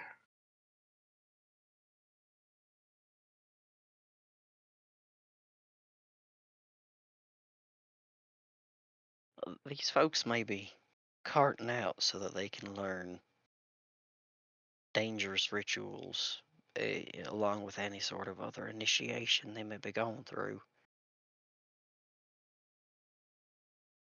I think we need to take them very, very seriously, and need to be prepared to need to be understanding that should we ever be in a room with any of these folks, that any of them might be as sharp or keen as well, either Kane or even Frendel.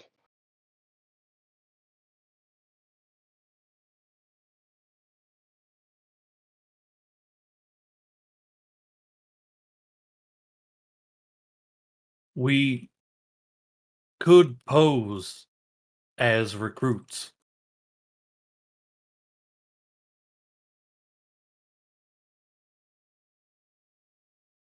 Well, that'll be fun. Get on the inside, see what's happening behind closed doors.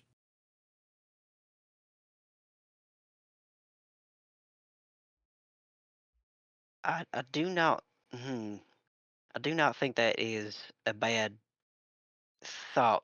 I do want to point out one of us is currently branded by the hounds as it is. Might affect our ability to pull that off.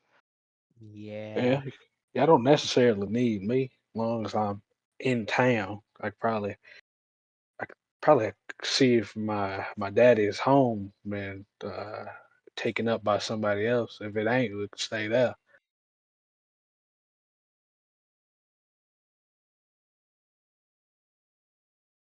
How do you think they'd react, Kane, if you came a calling? Oh, I don't think it'd be too good for me if I get caught out. But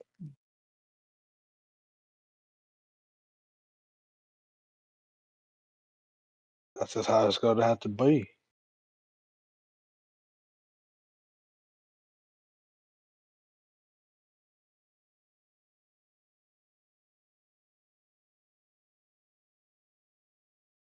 Well, that's one avenue at least.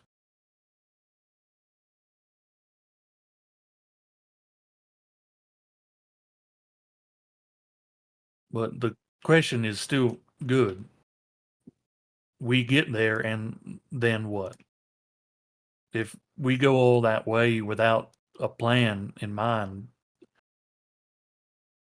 then we're just flailing in the wind.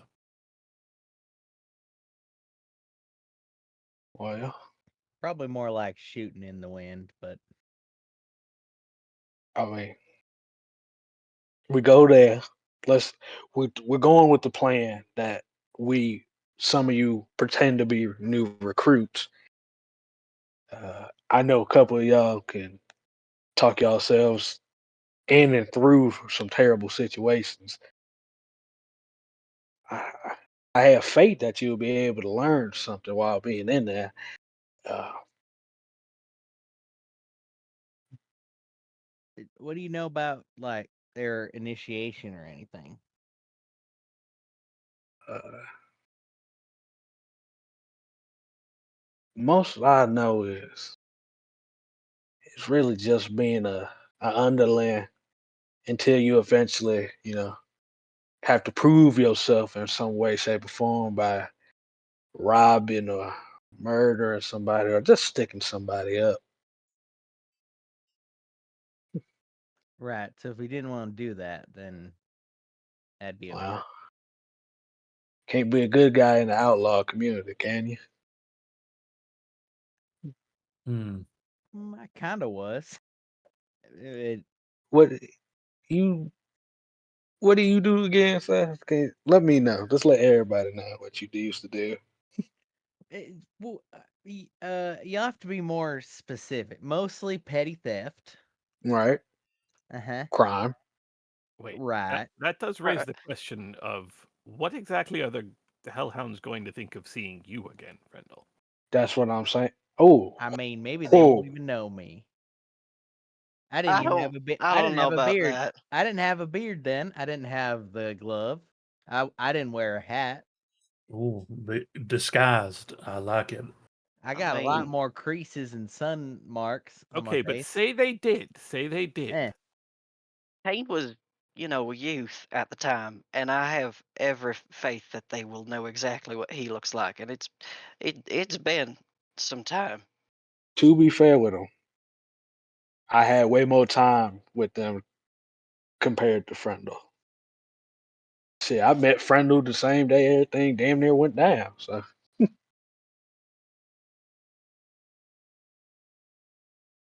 Well, I don't much like the idea of robbing or killing anyone to get in. well, how do you suppose we're gonna do this thing if you even want to go to Santa Fe anymore?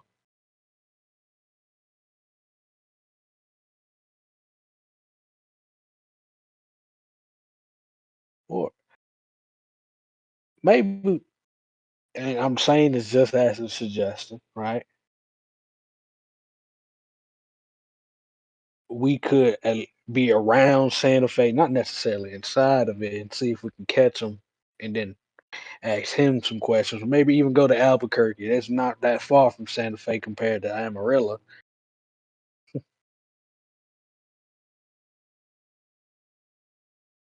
Go. Sorry. Speak to who? Speak to who? We catch one of them out there. Them boys, they travel on their own. They travel in little groups. But all we gotta do is get one, and then we can start connecting it from there. That was Gotcha. everybody's idea, right? Capture one, ask some questions. Gotcha.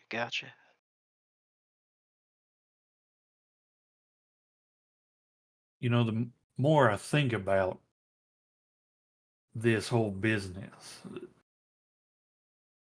I mean, they're doing unnatural, awful things. They killed people, tried to kill us.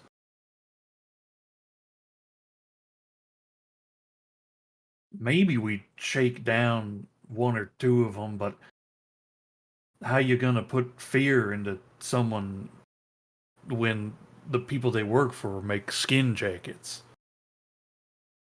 Right.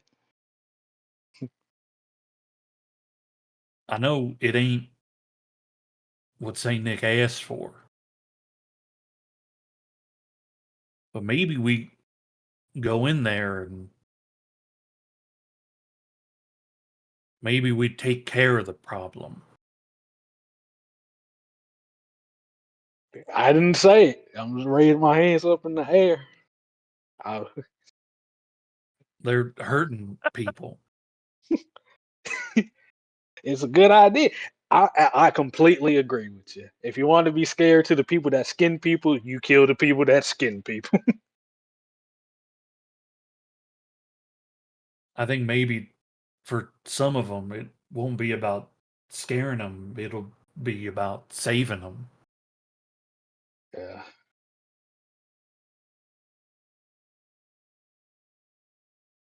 Either way, it's a dangerous gambit, whatever we do.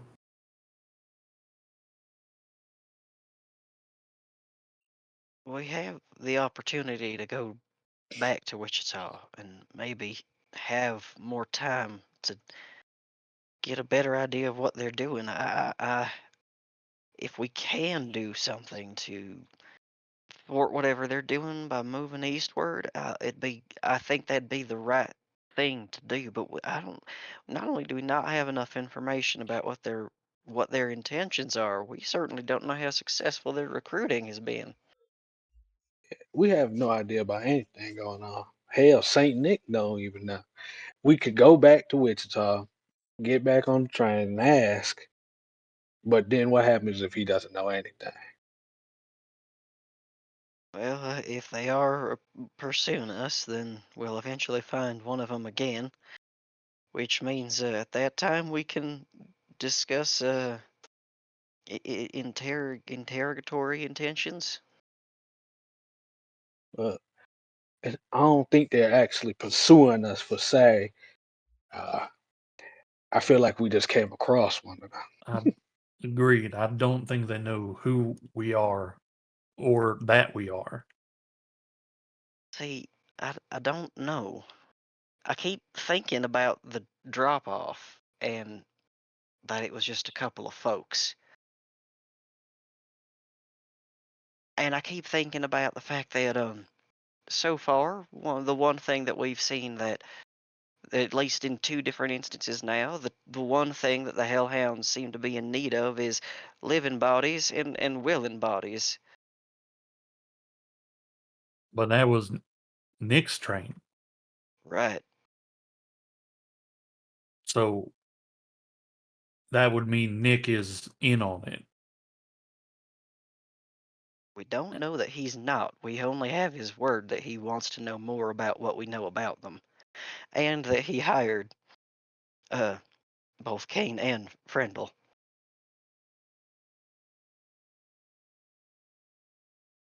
So Nick's yeah, your proposition here right now, or a theory, is that Saint Nick might also be a part of this as well. I think that he knows more than we certainly do. I mean, he hasn't even given us his name. Well, of course, he knows more than we do. That's why we work for him. Saint Nick's done right by all of us, and I will not stand for besmirching his name. Like, he's done things for us because he knows we do things for him. He's not handing out the kindness of his heart to everyone who needs it. Of course, that's the agreement. That's the job. I don't Then see Frendel any really reason to does. believe he may be involved.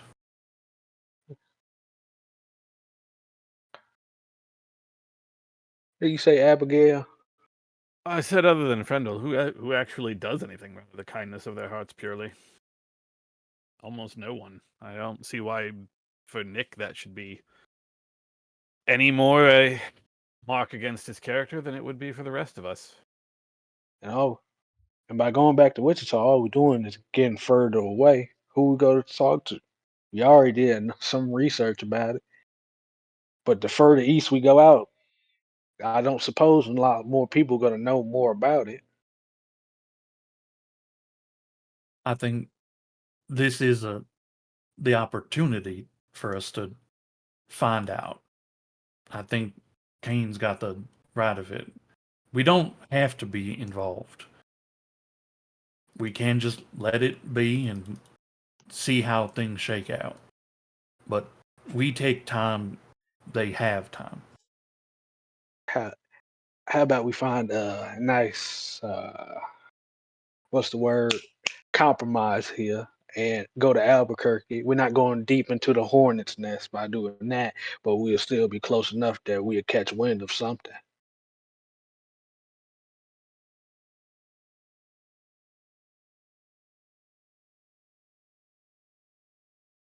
That doesn't bring us closer to Wichita.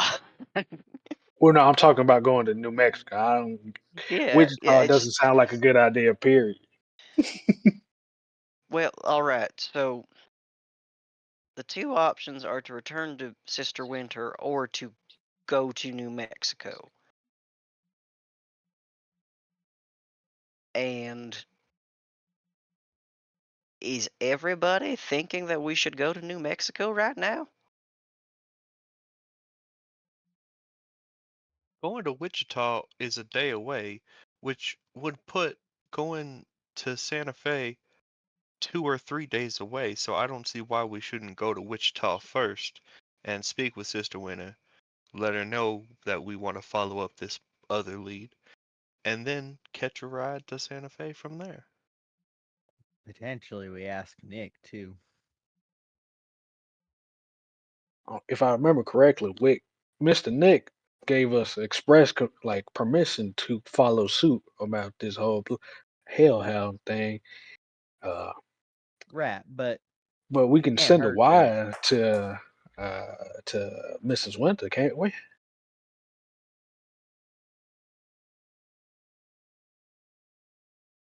I mean, we can send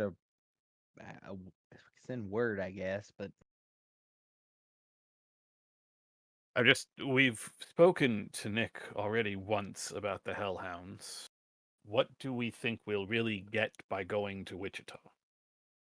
Speaking to Nick and asking questions, like, do we think that Nick will tell us more? I mean, I don't think that. I think that the Hellhounds Uh, are I going east, and being east might be closer to where their current operations that are more closely linked to what we're seeing might be occurring. I feel like I need to jump in with just a point of information because it's been so long since our last session. Nick explicitly told you in your conversation that he's going to try and find out information about what the Hellhounds are up to and get back to you. Mm, He's gonna find out what you cut out on the key Oh, info. sorry. He's up after being told about the flesh jackets and the Hellhounds. He said he doesn't have any information, but he's going to look into it and have his network look into it and report back if he finds anything. That doesn't mean that he's going to Okay. find anything, right? But Right. uh, But if we needed to contact him, we do have to hit the train. right, if he has anything, he said that he's going to share it with you for whatever that's worth.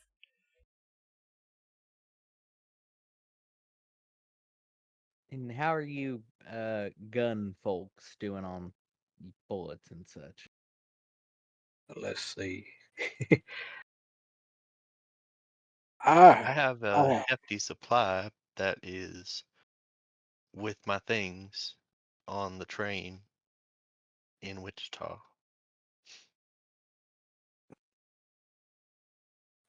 let's Yeah, see. it's kind of why I brought it up. I know you guys usually reload all your stuff there. Yeah, but I don't feel like ammunition is the thing that we should be and wary of, unless we don't believe we'll be able to make it back to any gun store around. Fair. Sounds like the compromise is to, since Wichita is close, that we take a train back. We can settle up affairs, see if Nick has learned anything, and if we wish to pursue this hellhound dilemma further, then we know we can head to where they're recruiting.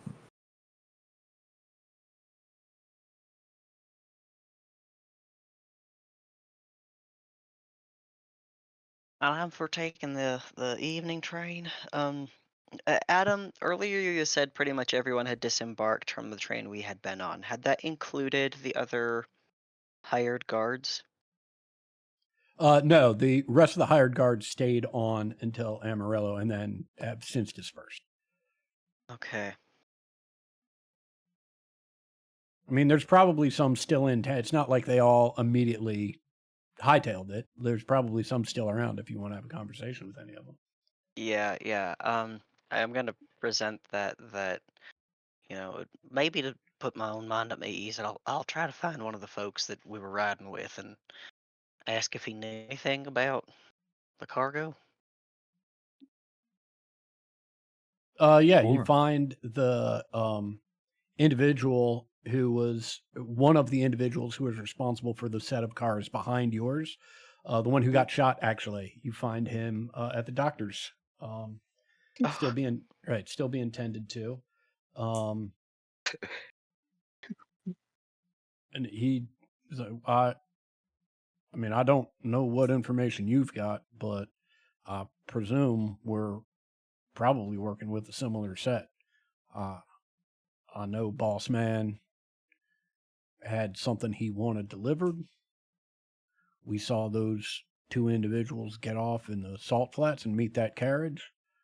Whether they were guards for what was being transferred or if one or the other or both of them were the things being transferred, that I do not know. I know that transfer happened, and so our job was done. Means I got a hefty paycheck waiting for me. Yeah, that's kind of what I expected. Right. Yeah. He then spent some time trying to ply you for how much you got paid for the job, and you get the distinct sensation that he thinks you're suckers because, as he understands it, you didn't get paid, and he Yeah. fully doesn't understand that you've got a whole different compensation package than. That is true, but it is also the case that we are not getting paid technically, so he Well, is right. again, that is not We are correct. living for free. Right. You're not we are getting being compensated. right. You're not getting paid in dollars, right? Yeah. But you are getting paid. Yeah.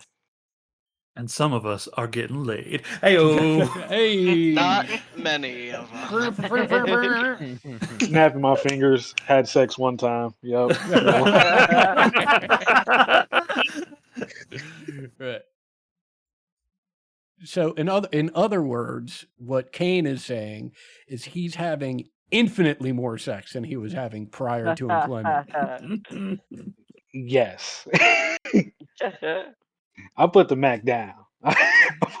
Put the Mac down.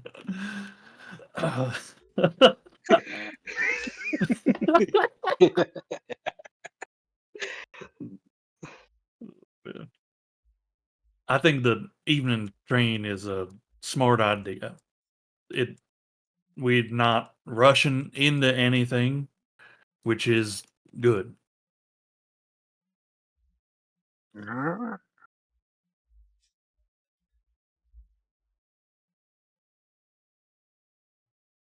Oh fuck.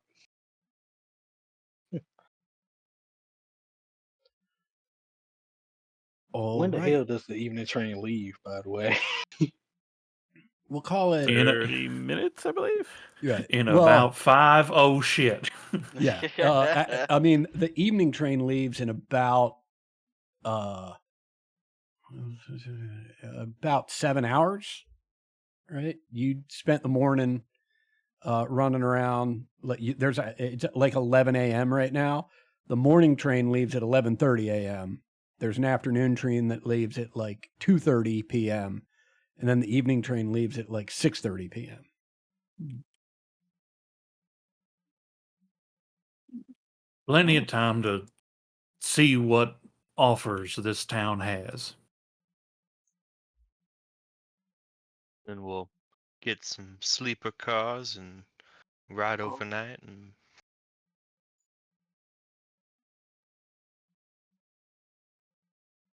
Well, that sounds good. So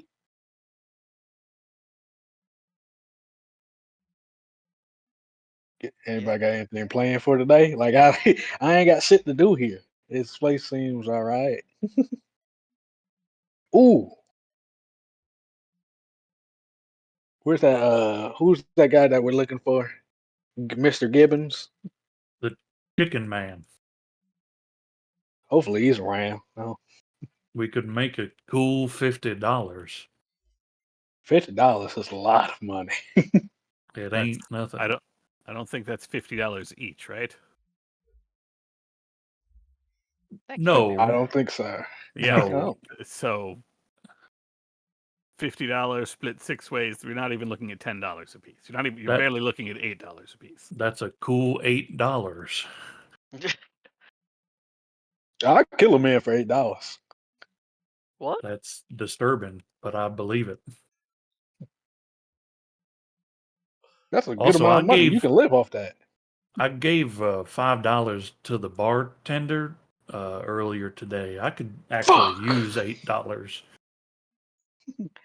I gave him 2. Oh, he had a good goddamn day, it sounds like.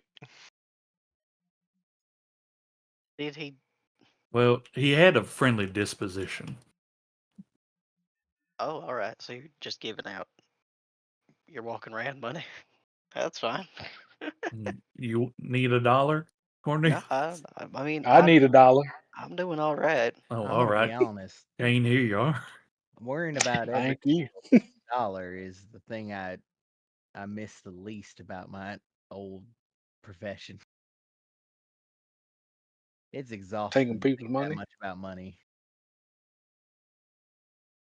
Well, I mean, taking it true, but like you want to take it so you can spend it, right? It's exhausting. Yeah, I guess. You know, I thought I'd have more money given that I don't need to eat anymore, but Yeah. it's still hard to save. What are you spending it on? Mostly trinkets, No. and I buy drinks for folks. Oh, that's nice. That's great. That's great of you. You're a good man. Yeah. I I hate to actually say it, went but to, being a good man ain't profitable most of the time. So I was just gonna say that I actually went to school so that my parents didn't have to help set me up for anywhere else. Um, Church will take care of you if you do all the schooling. And does it still take care of you, Cornelius? Well, I'm not currently working there, am I? So all that schooling you Paid can off bring. for about 6, 7 years. It's room and board, I Ah, guess. that's almost as that's good as Frendel and myself. We should start a club. yeah, Or which I'm sorry, what? was Well, I an mean, after school our club. parents paid for considerable education, and here Yep. we all are. We should start Yep. a club. It was wasted on me. Don't say that. No, you're I'm smart, not. I'm not Frandle. being self-deprecating. Oh It no, was a no. It was a waste. Oh, Frendel didn't quite. I mean, Frendel didn't quite take to schooling. He Yeah. had other things to do. Yeah. I mean, oh, I had to sit in it, so they had to pay for it. But I think they got paid even if I didn't show up. Which did they get paid if I didn't show up? I don't know. Yeah. Do you think I cared if they're what they were paying? No. Yeah, exactly. Oh well, you liked it though. At first, yeah, yeah. Well, yeah. oh. I I feel completed like it quite a was. bit of it, I feel like that was and just a yet missed opportunity on your end, friendo. You could have learned. I mean, I learned, and then I didn't. Everybody doesn't have the privilege of going to school. So. Oh no, I was real like privileged overall. yeah, It's just that I squandered it and then Hmm. sort of I don't know became a about piece that. of shit. I find that hard to believe.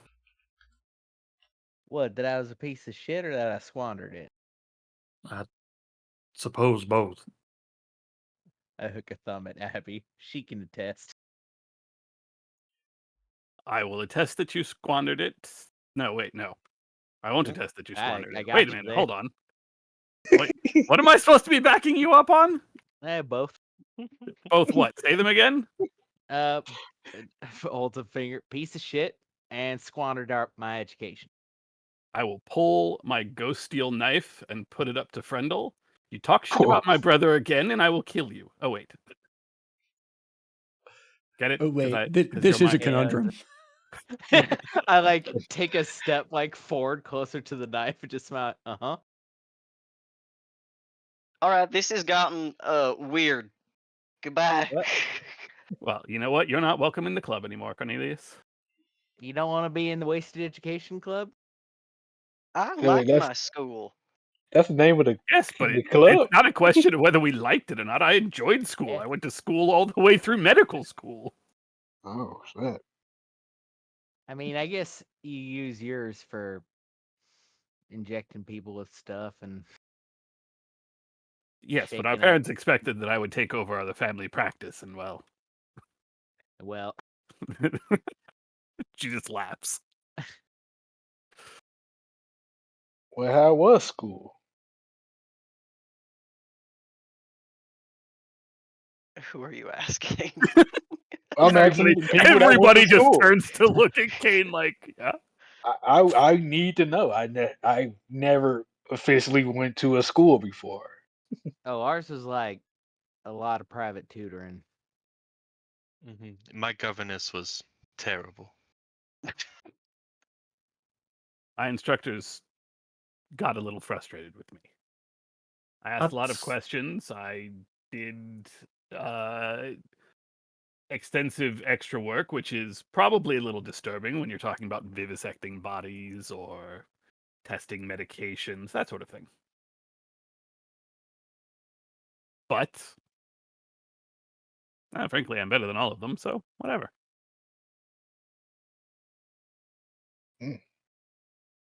Cornelius, Sound nice. seminary? What was seminary like? I liked it. You were fairly well organized. You spent a lot of good time just getting to reread and refocus and reanalyze sort of the same sorts of things over and over again and think about it in different ways. And you got taken care of for helping people out. You help build houses every once in a while. You figure out you're given everything you need, and you just are at the disposal of the community for a little bit. And as long as you've done a good job keeping good stuff memorized, then it's not really a big deal. It was a nice thing that my family did to try to set me up so that I wouldn't have to live like this. That sounds pretty great. And I liked doing the work. The exorcisms are particularly interesting. But that's only folks who are particularly in tune are the ones who get to stay in that field for career path.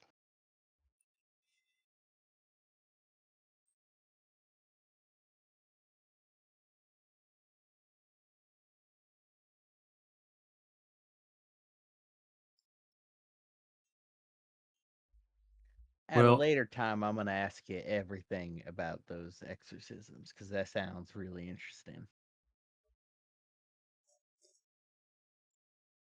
I mean, it's not as if most that are done are just folks who are troubled. Folks usually just need help, but every once in a while there's something real, and that's sort of what enlightened me to some of the nuances of the relationships I currently hold. Hmm. Being up close and personal with knowing that not everything that people think they're seeing is just them.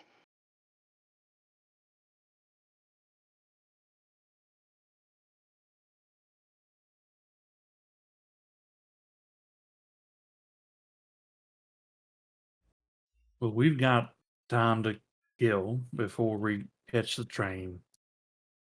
I think I'm gonna find me a nice park or pond or something and just relax a bit.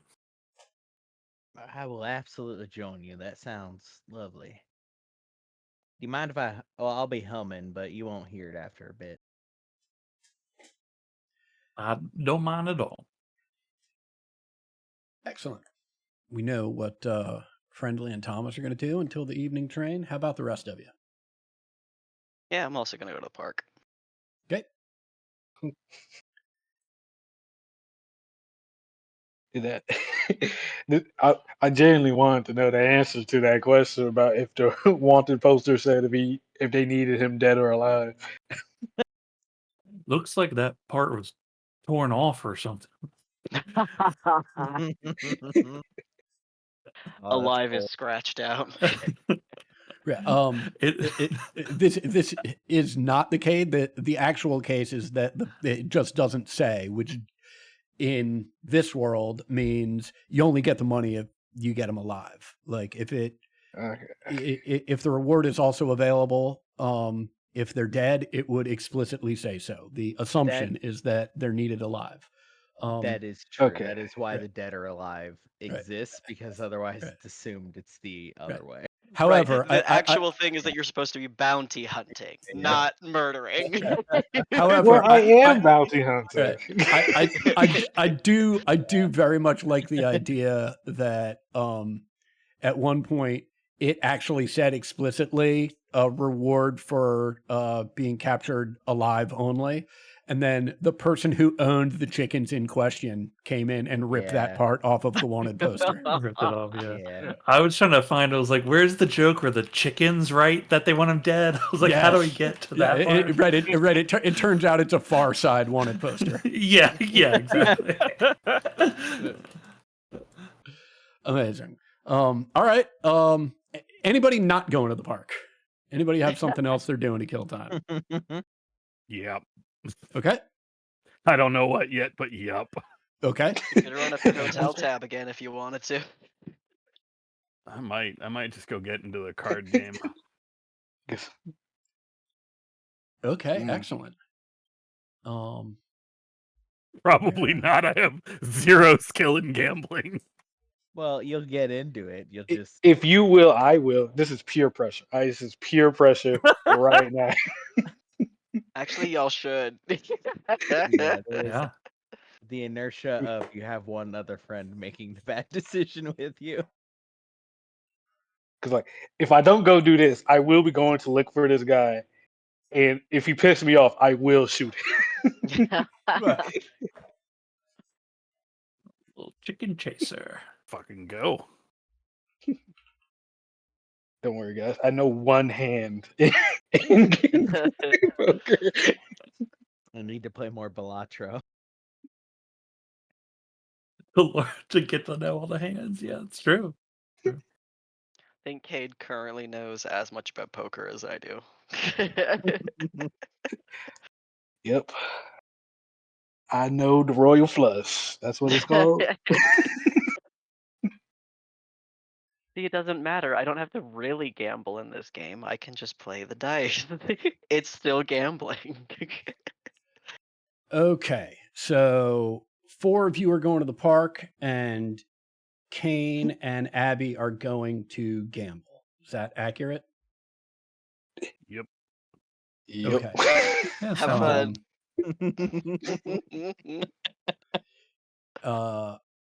You have. Abigail, are you trained in gambling, by the way? No, not even a little bit. So neither one of us are. Okay. Yeah, it's good. Excellent. Those of you at the park, you have a lovely day at the park. Yay! Right, there's little pond with some ducks. There's All in a somebody row. there, right, selling little seeds that you can buy a handful for a penny. If you'd like to try and feed some ducks. Other than that, just sort of nice people watching, pleasant day. For our gamblers, we'll say that between getting back to the tavern and leaving in time to get back to the train, you've got, we'll say, 5 hours worth of gambling time, right? Mechanically, the way this is going to work is you are going to choose the stakes that you want to gamble. And for each hour that you gamble, you are going to make a gambling check. If you don't have gambling, right, it will be an unskilled die roll, right? I will roll for the table, right? And then it's the difference between the two rolls times the stakes, right, is how much you win or lose for the hour. Make sense? Yeah. Hold, I want to confirm how much cash I'm sitting on here because I am putting a hard limit on how much I'm willing to lose. Okay. I have to do that myself too. Yeah, Okay. that is the smart gambler's method, and Abigail may Yep. not know how to gamble, but Abigail is at least smart. If I Which lose too is much like- money, it's gonna end up bad for everybody. Yeah, when you go to gamble, you spend so much money that money is gone from your brain. You have lost it, and every time you make that much money back, you put it aside, you forget about it, and you start with that much money again. So you can eventually only lose what you have decided to spend. So I will cap my losses at, we'll say $25, and if we're doing like $5 bets an hour, which is not a small amount to start, like a small ante. Okay. I propose the following, just so we can make sure we're all on the same page, right? Let's do a test run, right? Just so we can all see how it works. And we'll say that in this test run, in this test hour, so to speak, the wage rate will be $5. Make sense? Yep. Okay. Okay. So the way this will work, I'll roll first. Well, Hold on, because yeah. So it turns out gambling is a trait that I can raise. Okay. I can Fuck inject out of the here. knowledge of gambling into my brain. Take a gambling drink. What animal is best at gambling, Ted? Hold on, let me think. Humans. No, actually, I would say something cephalopodic. I love that. Okay. Holy shit. Okay. Yeah. Okay. Okay. I'm Yes. actually kidding, because the duration does not is like is measured in rounds. I think In right? round, yeah. I think it's only 1 round. Oh, that's funny. I Imagine think it's like 5, because the default duration Oh, for yeah. any targeted power like that is 5 rounds. But in order to figure out how to play, you have to like touch the cards to understand them. I just I don't remember how many rounds are in an hour, so I'm not sure how many PowerPoints I would have to burn through to keep this up. It's the heart of cards, Yugi. Okay. So the table, their number for this test hour is 6. You need to beat a 6 to be a winner.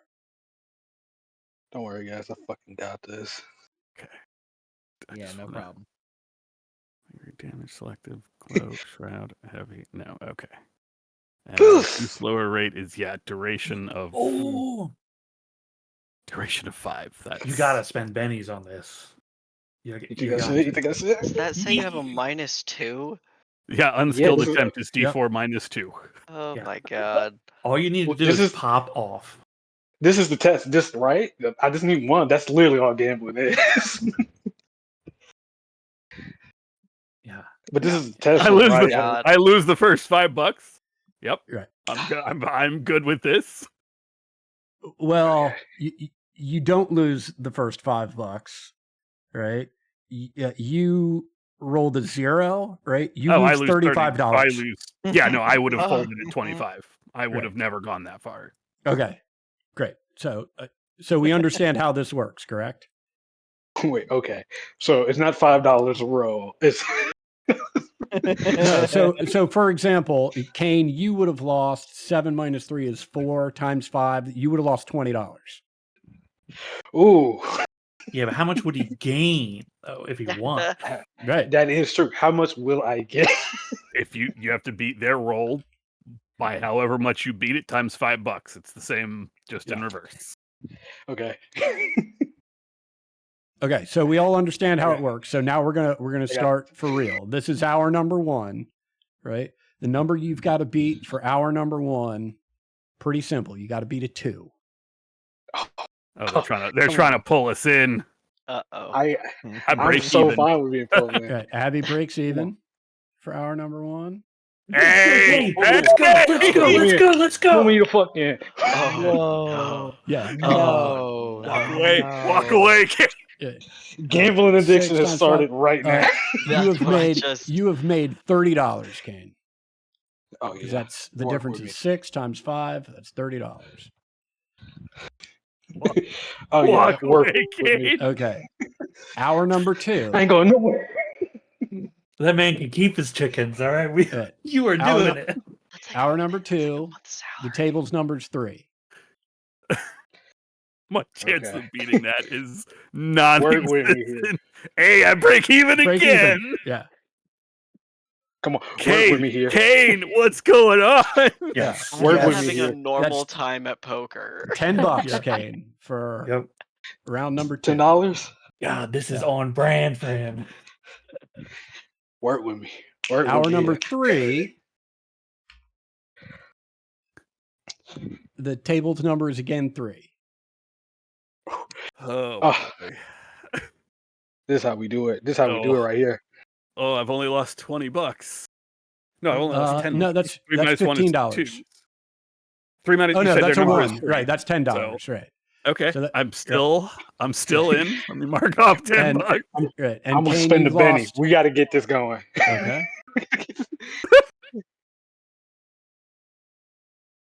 Oh, Yeah. Right. Only $5 you've lost. Okay. Hour We're number still up. 4. We're up big. Tony, you Big. joked about a gambling addiction, but you just rolled a Benny for that. Table's number is This is it. 4. 4? Oh, we could do 4. Oh. You see? Look, you just Yeah. got to believe. I'm up You gotta- 5. No, that's. Oh yeah. Overall, I'm you're up 5 5. overall. I Good. gained Yes. 15, so I'm up to 158. Kane, yeah, you're up. You win 5 this round. Last Both of us? round, last hour. I should have spent some bennies in here. Wait, both of us won 5? The I number won. 6. Yeah, I won 15. The number is what? 6. Oh, there's no chance. There's no chance. There's always a chance. You got to believe You just in yourself. rolled a I'm- 7. You just I'm- rolled a I'm- 7. Just do it. I am gonna spend a Benny because why the fuck not? Yeah. I just want to see what Yeah, Kane's rolling first. You just gotta do it. Oh, no. No, Kane! This is so real and accurate. Double It doesn't ones. make sense. Holy fuck.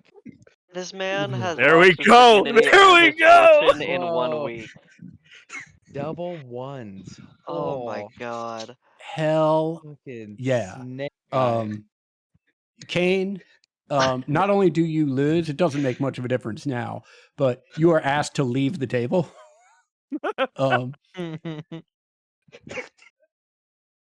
Abby, that's another $10 for you. Wait a second. Y'all gonna kick me out after I see? I knew it. Right. And Ooh. it's made Ooh. very clear. No one's kicking you out. You're being asked to leave. I am in this now. I got one more roll in me. You don't. You can't. You can't. Because there's. Oh, we're done. Well, it's not that you're done. It's that in this game, when you roll double ones, you cannot re-roll. You can't spend bennies. Like that's a critical failure is a critical failure. Yeah. So I gotta leave the premises. Right. And this was the last round. This was hour 5. Oh, okay. Right. I got you. Yeah. This was hour 5. So this is, if you want to make the train, right? Gotta go. I see why those guys on the train while we're getting attacked were still playing. Yeah, I see it. Yeah. Yep.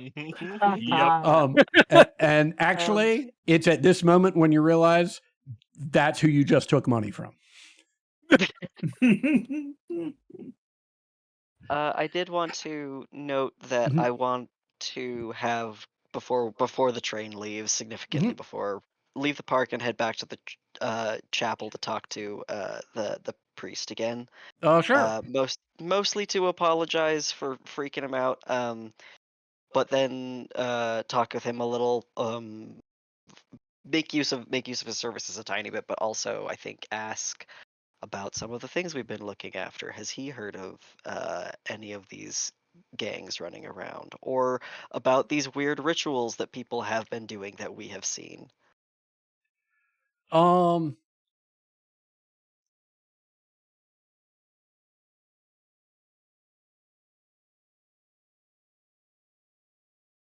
Yeah, I think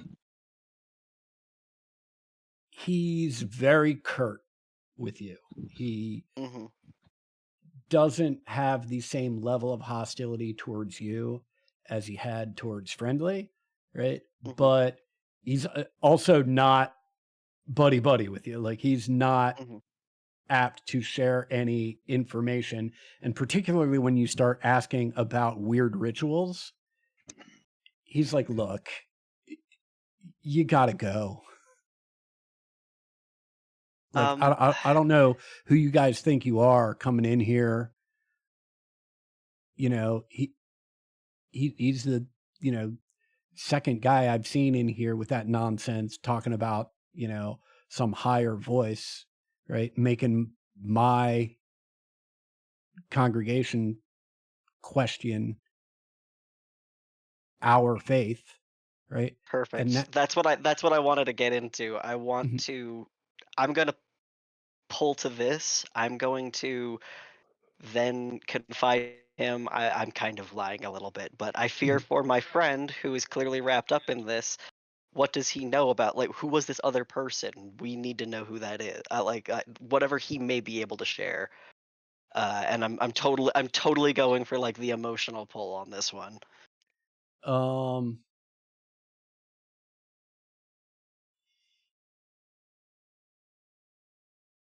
uh make me a persuasion check. Uh-oh.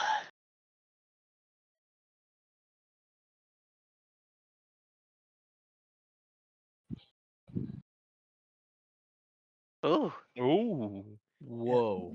Yeah. Oh. Hmm. Yeah, he's like, "Look, I I feel for you. I really do. I am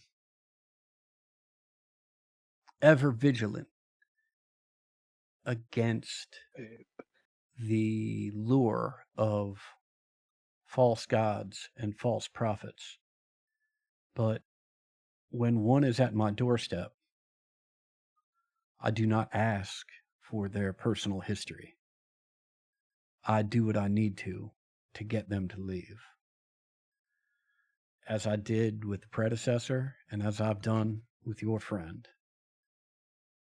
Took me a little longer to recognize the first time around, so a lot more damage was done. But they were dismissed, as your friend was. And, you know, the best I can tell you, if I remember correctly, he was fr- from the Northwest somewhere. He traveled far.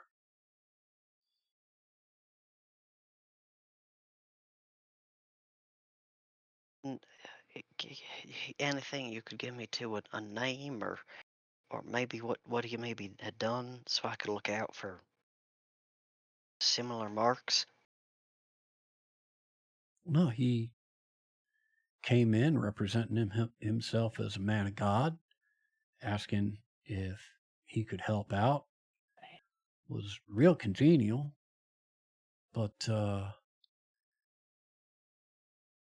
and at first I was happy for the help, but the more he hung around, the more he talked about his beliefs, and the more he talked about his beliefs, the more the people he talked to started to question our beliefs, all thinking, well, if the Catholic God is merely a face or a voice with which the one true God speaks with, why continue to worship the Catholic God? Why not worship the one true God? And as we started losing good Catholics, and I saw our numbers dwindle in Sunday service, I went out to talk to those good people, and they all pointed to this person, just called himself the preacher.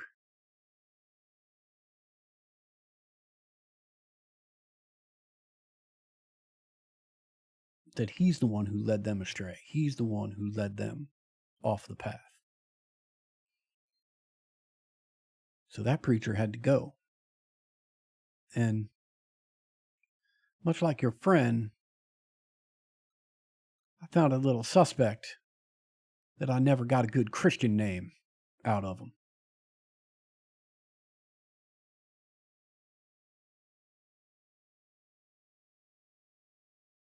I see. Well, I do sympathize. I would hope to understand. I would hope that you'd understand that if it were the case that this fella happened to be suffering under some delusions or what have you, that maybe perhaps next time you're better equipped, you can continue to share what it is that you know, which is that kindness and good works is good works, and that maybe instead of finding yourself in opposition, you were right to trust your instinct and believe that a good person's doing good things for good reasons.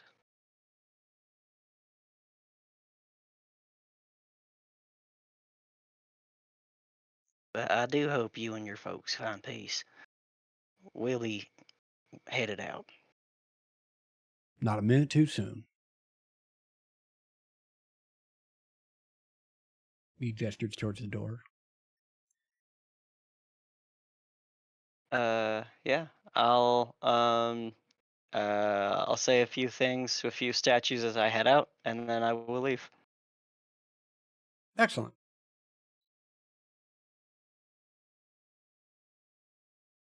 All right. So is the plan now for everyone to meet up at the train station? Yeah. Yeah. Mm-hmm. Okay.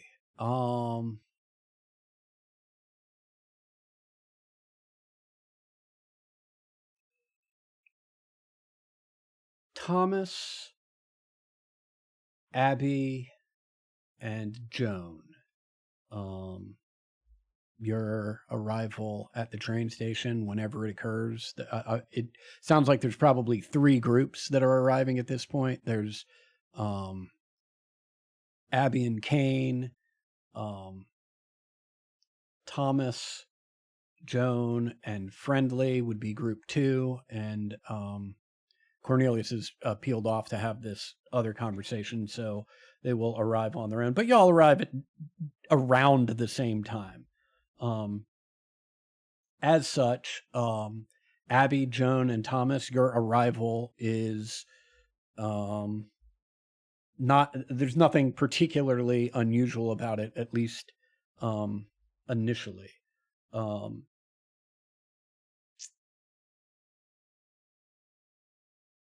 Cornelius, I think.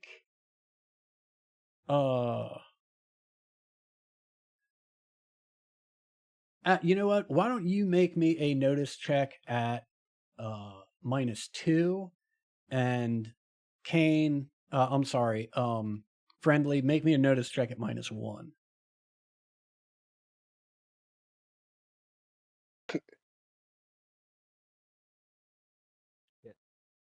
Forgot to put the -1 in. Well, it's failure. Yeah, no worries. Yeah, so Friendly, nothing particularly unusual for you. Cornelius, you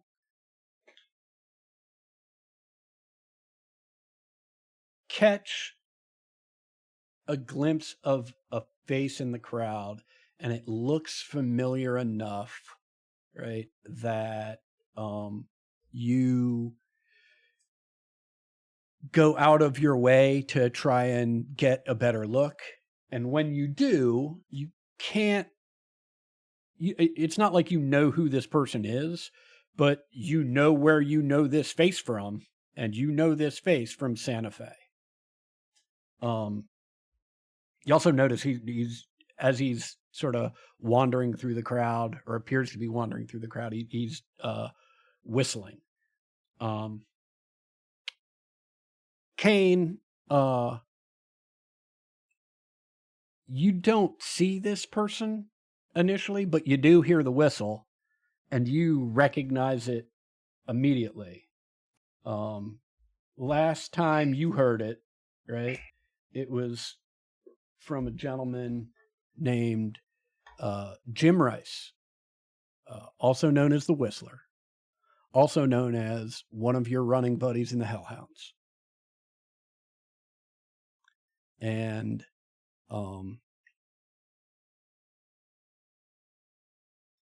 he turns around, right? Sort of looking through the crowd, and catches your eyes and waves at you and starts walking over.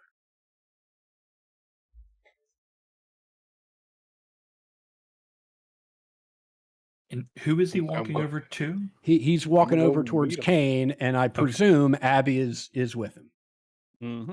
We would have just come from the Mhm. saloon.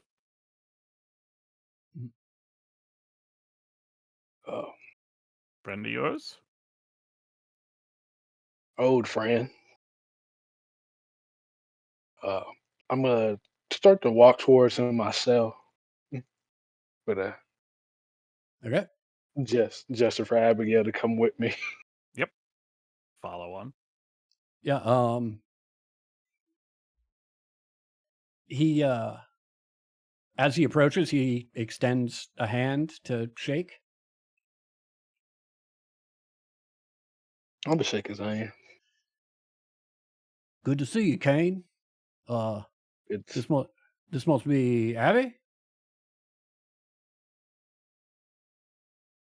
Seems you have me Hey. at a disadvantage. Oh, apologies. I would have hoped my old friend might have told some stories, but I guess not. I'm Jim Rice. Where's the coward and the con man there, Kane? hell if I know. I'm I am trying to lie right now. Well, I'm hoping that we can all have a conversation. No harm will come to you, I promise. That's why they sent me. What do you want to talk about? Well, simply put, new management doesn't like coincidences. We'd like to talk about that, make sure it doesn't happen no more.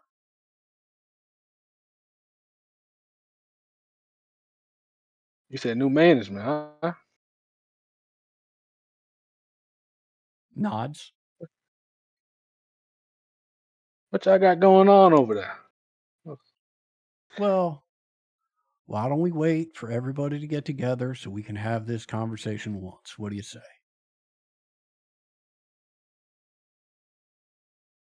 I feel like in this moment of pause here, I'm going to, I guess, like dart my eyes around to see if anybody else is fully watching this conversation as well. Yeah, make me a notice roll. Whoa.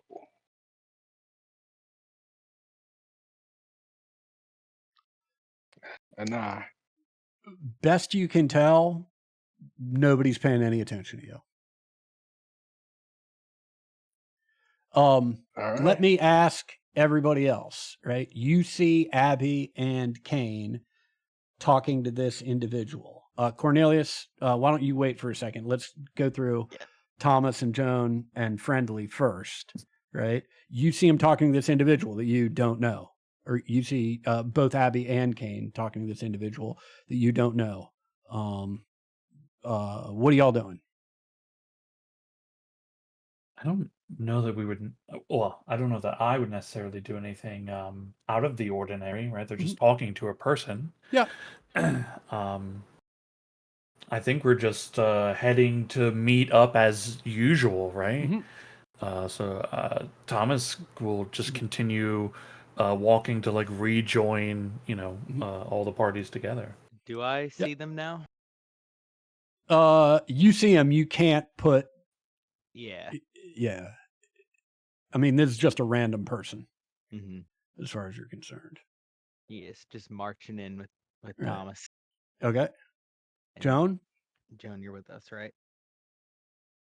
Can I hear at all what is being said or what's going on? Nah, I mean, it's not like Grand Central Station, but it's not.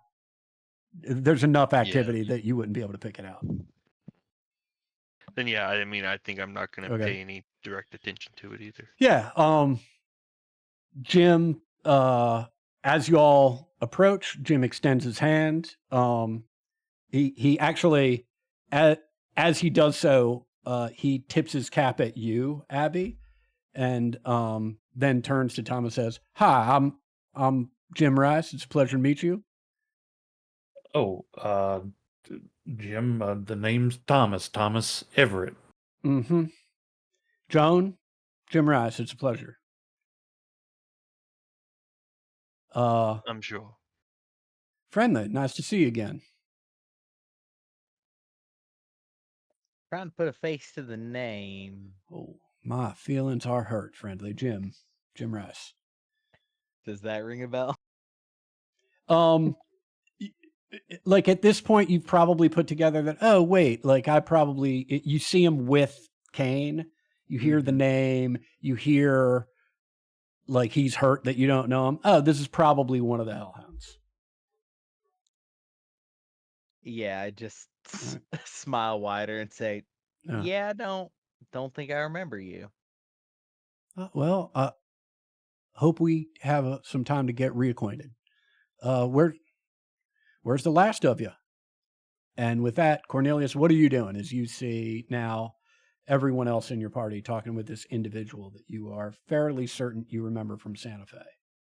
Yeah. I am. I'm approaching with the intention, with the preparation to use my powers at the drop of a hat. So Okay. I look like a cat with its hackles up. Okay. Yeah. Um, Jim doesn't know 90% of that, but Mhm. looking at you is like, oh, take it easy, friendly. Or I'm sorry, take it easy, Cornelius. I come in peace. I promise. And opens his coat or opens his duster, right? And sort of makes a big show of spinning around. And Kane, you immediately notice uncharacteristically, no gun belt. Right. And he says, well, now that we're all together, here's my proposal for y'all. As I was telling Kane and Abby before y'all showed up, um, Hellhounds are under new management, and new management is not too fond of coincidences. Um, our paths crossing with the likes of you three once, well, that's unusual. Twice, well, that's a coincidence we'd rather not about a third time. So we're all going to get on this train.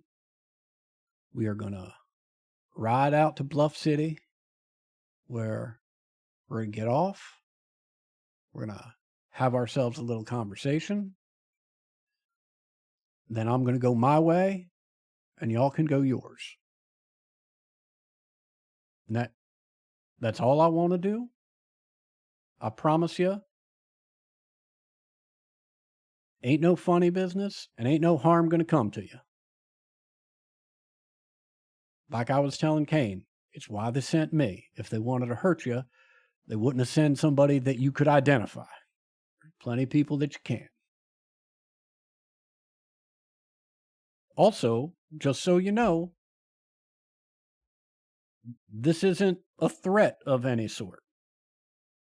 If you decide you'd rather not do it, well, that decision's yours, right? Know that communicates to us that you're not interested in resolving the situation, right? But you're certainly free to go. I've got no authority over you. I've got no intention of causing any harm. Further, I can promise you that me and mine will have nothing to do with harming any of y'all. So, are we all going to get on this train and head out to Bluff City?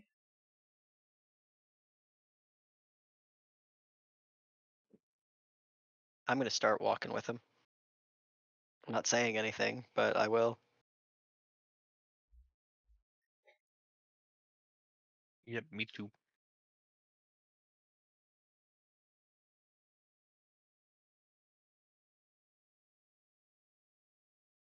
I'm gonna go with him. I'm definitely go with him. It is.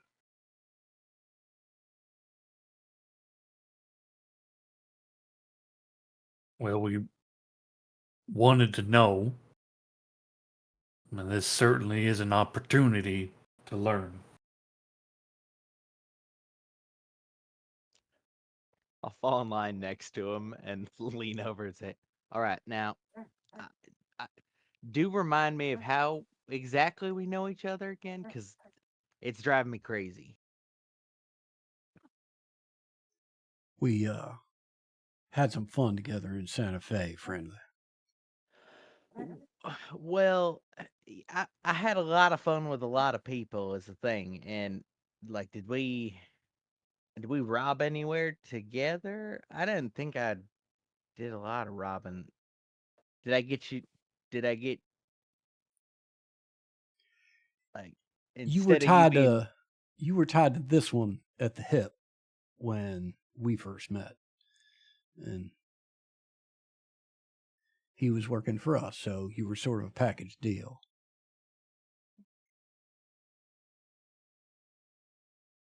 Let's get on the train.